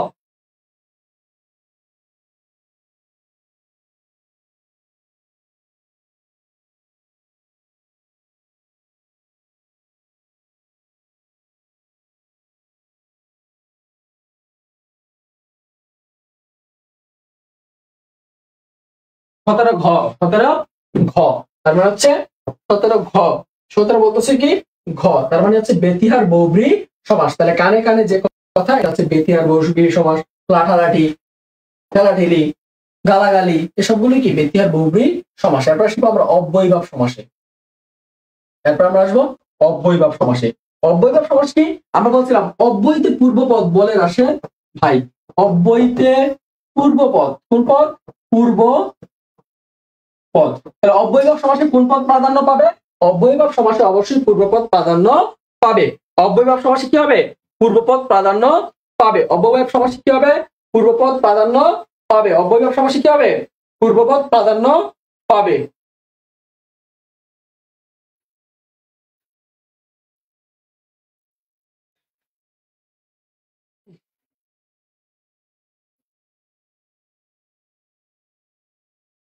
যেমন আমরা যদি বলি উপকণ্ঠ, আমি বললাম উপকণ্ঠ, তাহলে দেখো এই জায়গায় কণ্ঠটা মেইন না, উপটাই মেইন। কেন? আমরা বলছি কণ্ঠের সামীপে, ব্যাস বাক্য কি? কণ্ঠের, কণ্ঠের সমীপে। তাহলে কণ্ঠের সমীপে, উপকণ্ঠ কি? কণ্ঠের সমীপে, কণ্ঠের সমীপে, কণ্ঠের সমীপে। আচ্ছা, আমরা যদি বলি কি বলতে পারি আমরা? আমরা বলি নির্জল,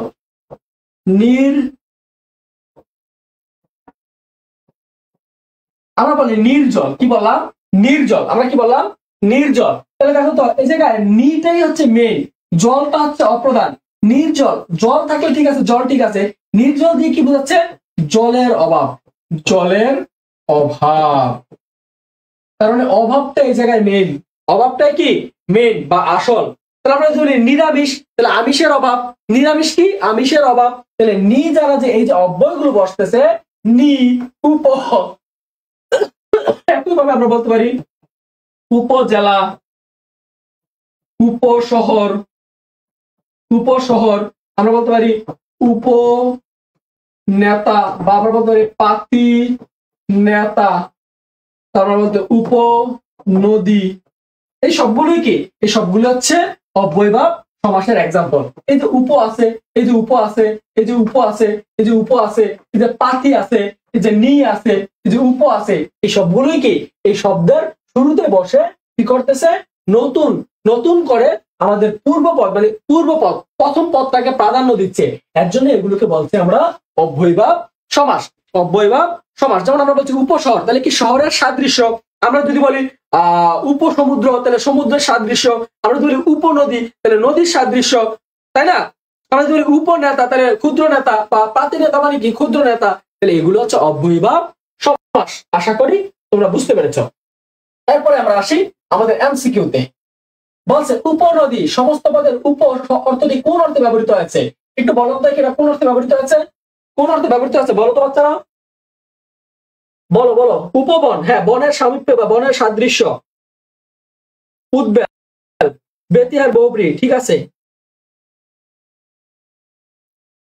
আমি খুবই হতাশ হচ্ছি যে তোমরা ক্লাসের শুরুতে এতজন থাকার পরও এখন তোমরা এত কমে গেছো।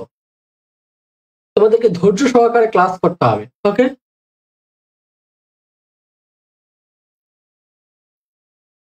রাইট অ্যান্সার কি হবে? ক।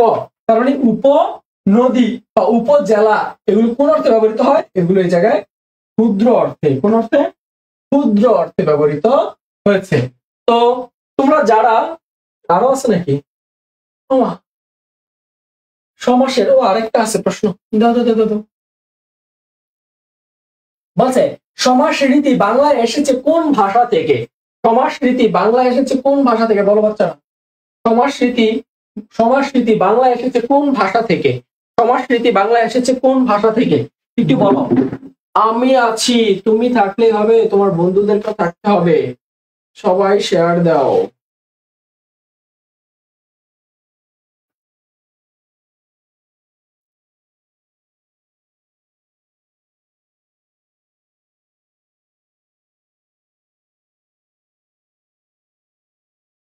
বলো বলো, এটা রাইট অ্যান্সার কি হবে? 19 নম্বর প্রশ্ন, সমাস রীতি বাংলায় এসেছে কোন ভাষা থেকে? সমাস রীতি বাংলায় এসেছে কোন ভাষা থেকে? বলো। সমাস রীতি বাংলায় এসেছে কোন ভাষা থেকে? সমাস রীতি বাংলায় এসেছে কোন ভাষা থেকে? সমাস রীতি বাংলায় এসেছে কোন ভাষা থেকে? সমাস রীতি বাংলায় এসেছে কোন ভাষা থেকে?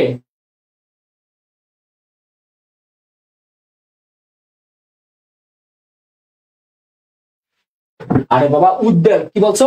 উদ্বেল, তাই না? উদ্বেল, এটা নিয়ে সমস্যা? সহজ জিনিস, সহজ জিনিস, এটা বুঝতেছো না কেন?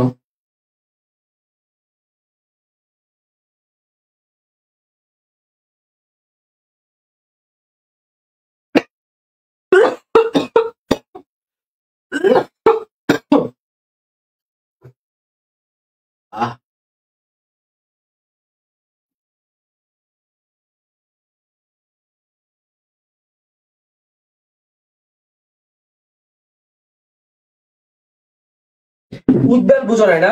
আচ্ছা, উদ্বেল যদি না বুঝো আমাকে বলো তো উজ্জ্বল বুঝছো কিনা? আমাকে বলো উজ্জ্বল বুঝছো কিনা? উজ্জ্বল বুঝছো কিনা? উজ্জ্বল একই। উদ্বেল আর হচ্ছে উজ্জ্বল একই জিনিস। উদ্বেল আর হচ্ছে উজ্জ্বল একই জিনিস। উদ্বেল মানে হচ্ছে বেলা, বেলা মানে হচ্ছে দিন, বেলাকে, উদ্বেল মানে হচ্ছে বেলাকে অতিক্রান্ত করা, বেলাকে বেলাকে অতিক্রান্ত, উদ্বেল মানে হচ্ছে বেলাকে অতিক্রান্ত। আর উজ্জ্বল মানে কি? উজ্জ্বল, উজ্জ্বল। আমরা যদি বলি উচ্ছৃঙ্খল, উজ্জ্বল বললাম না, আমি যদি বলি উচ্ছৃঙ্খল, উচ্ছৃঙ্খল, তাহলে উচ্ছৃঙ্খল মানে হচ্ছে শৃঙ্খলকে অতিক্রান্ত করা, শৃঙ্খলকে অতিক্রান্ত করা। উজ্জ্বল কি? উজ্জ্বল, সরি উজ্জ্বলটা হবে না এই জায়গায়। উদ্বেল, উদ্বেল, উদ্বেল হচ্ছে, উদ্বেল হচ্ছে, উদ্বেল হচ্ছে বেলাকে অতিক্রান্ত করা। আর যদি আমরা বলি উচ্ছৃঙ্খল, তাহলে শৃঙ্খলকে অতিক্রান্ত করা। ক্লিয়ার? আশা করি আমি উত্তর দিতে পেরেছি। 185 জন, এখন ক্লাস শেষ করে দেবো। এত শিক্ষার্থী কই থেকে আসছো তোমরা? Sir please next. আর নেক্সট নাই। আচ্ছা ঠিক আছে, আমাদের 19 নাম্বারটা রাইট অ্যান্সার কি হবে? 19 নাম্বার রাইট অ্যান্সার হবে সংস্কৃত। আমরা জানি আমাদের ব্যাকরণ, আমাদের ব্যাকরণ সংস্কৃত ব্যাকরণ থেকে এসেছে, আমরা এটা অস্বীকার করার কিছু নাই। বাংলা ব্যাকরণ সংস্কৃত ব্যাকরণ থেকে এসেছে, ইংরেজি ব্যাকরণের আদলে হয়েছে। তাহলে আমাদের এই জায়গায় যদি বলা হয় সমাস রীতিটি, এই সমাস রীতিটি বাংলা এসেছে কোন ভাষা থেকে? অবশ্যই অবশ্যই হবে সংস্কৃত ভাষা থেকে, এটা নিঃসন্দেহে সংস্কৃত ভাষা থেকে হবে। সবাই সবাই উত্তর দিয়েছ সংস্কৃত, সবাই উত্তর দিয়েছ সংস্কৃত। আর এই উদ্বেল বুঝছ? উদ্বেল বুঝছ? কে যেন উদ্বেল বলছিলাম, উদ্বেল কি বুঝছ? আচ্ছা, আর তোমরা যারা এখনো এদিক সেদিক ঘুরেফেরা করছো, এখনো ইংরেজি নিয়ে ভাবছো, চিন্তায় আছো, তোমরা এইচএসসি শিক্ষার্থী, তোমরা অবশ্যই অবশ্যই ইংরেজির জন্য, আর ইংরেজিতেই তো ভালো করলে হবে না, সাথে বাংলা, বাংলা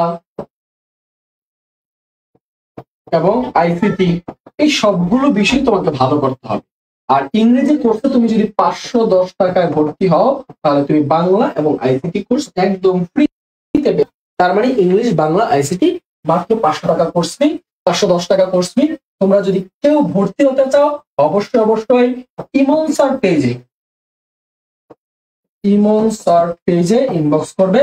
আর এতক্ষণ যাবত তোমাদের সামনে আমি বকবক করেছিলাম রাশেদ স্যার, তো তোমাদের সাথে অনেকক্ষণ ক্লাস নিয়ে, অনেক দীর্ঘ সময় ক্লাস নিয়েছি।